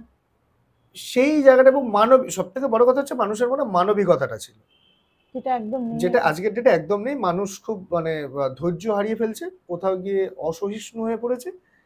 সেই জীবনযাপনটা আবার তারা ফেরত পাবে এই বইটা যদি পড়ে, মন একটু দিয়ে যদি পড়ে এবং ভাবে। থামতে হবে। দেখুন একটা ছোট কথা বলি, এটা হচ্ছে যে একটা অসুস্থ মানুষ, ঠিক আছে, একটা অসুস্থ মানুষ, তাকে যদি আপনি ধ্যান করতে বলেন, তাকে যদি আপনি বোঝাতে যান যে রোগের একদম মানে রুট কজ কি, একটা রোগের রুট কজ, তো যে কোনো রোগ কেন, তার হয়তো অনেক রোগ আছে, সে অসহিষ্ণু হয়ে পড়বে।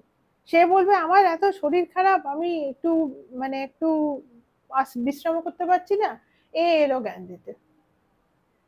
তার মানে কি, আপনাকে প্রথম পদক্ষেপটা নিতে হবে। প্রথম পদক্ষেপটা কি, তুমি এই ওষুধটা খাও আর বিশ্রাম নাও। বিশ্রাম নেওয়ার পর সে যখন সুস্থ হবে তখন সে ভাববে সত্যি তো, তাহলে আমার শরীরে নিশ্চয়ই কোনো রোগ আছে, কোনো ভুলভাবে আমি জীবন চালাচ্ছি, সেই জন্য আমার এটা হচ্ছে।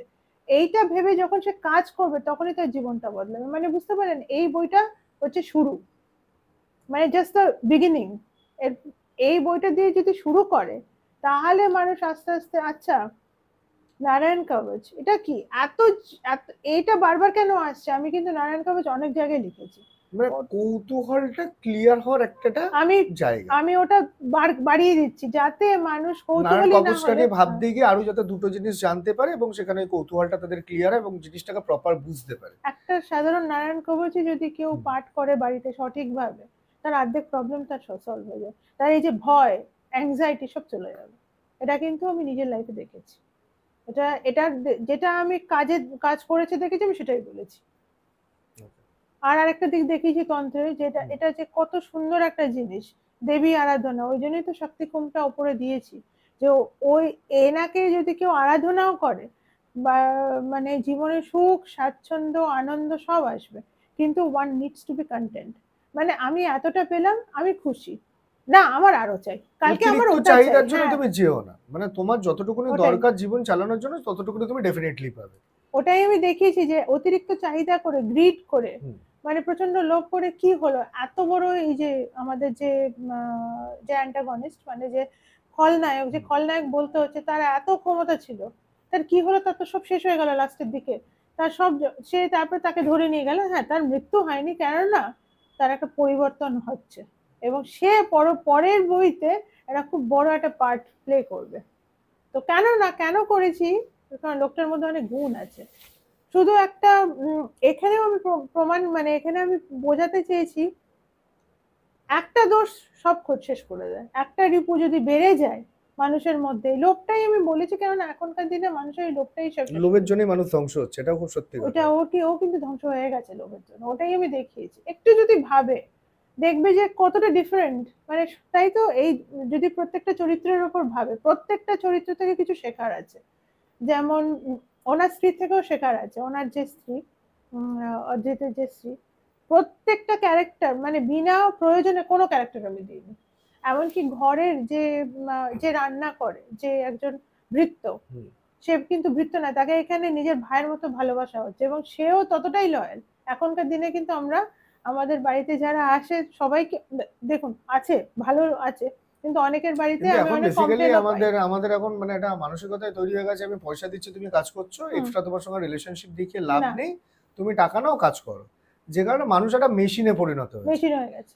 যে এতটুকুনি আমার কাজের সময়, তার বেশি আমি সময় দেবো না, অর্থাৎ কাজটাকে আমার ভালোবাসার দরকার নেই। মানে বেসিক্যালি বলতে গেলে ইন আ ভেরি শর্ট, ছোটবেলায় আমরা প্রত্যেকেই স্কুলে পড়েছি কিছু মানুষ আমরা পড়াশোনা করেছি হচ্ছে শুধু পাস করার জন্য, হ্যাঁ। বইটাকে পড়ার জন্য বইটা পড়েছি, জ্ঞান নেওয়ার জন্য বই পড়িনি, হুম, যে কারণে ঠিক। এখন আমরা ম্যাক্সিমামই মানে আমাদের এজেরই যদি বলি, আমি নিজেকেই বলতে পারি গর্ব করে, আমার বলতে কোনো লজ্জা নেই এটা অন ক্যামেরা, যে আমি এখনো অনেক কিছু আছে আমার বইয়ের যেগুলো আজকের ডেটে আমাকে জিজ্ঞেস করলে আমি বলতে পারবো না, কিন্তু আমার যারা আগের জেনারেশন মানে আমার বাবা বলুন মা বলুন তারা এখন ইজিলি সেটাকে বলে দেয়, কারণ তারা বইটাকে পড়ার জন্য বইটাকে পড়েনি, হ্যাঁ, হ্যাঁ। শেখার জন্য বইটা পড়েছে, যে কারণে তাদের মাথায় ওগুলো পরিষ্কার।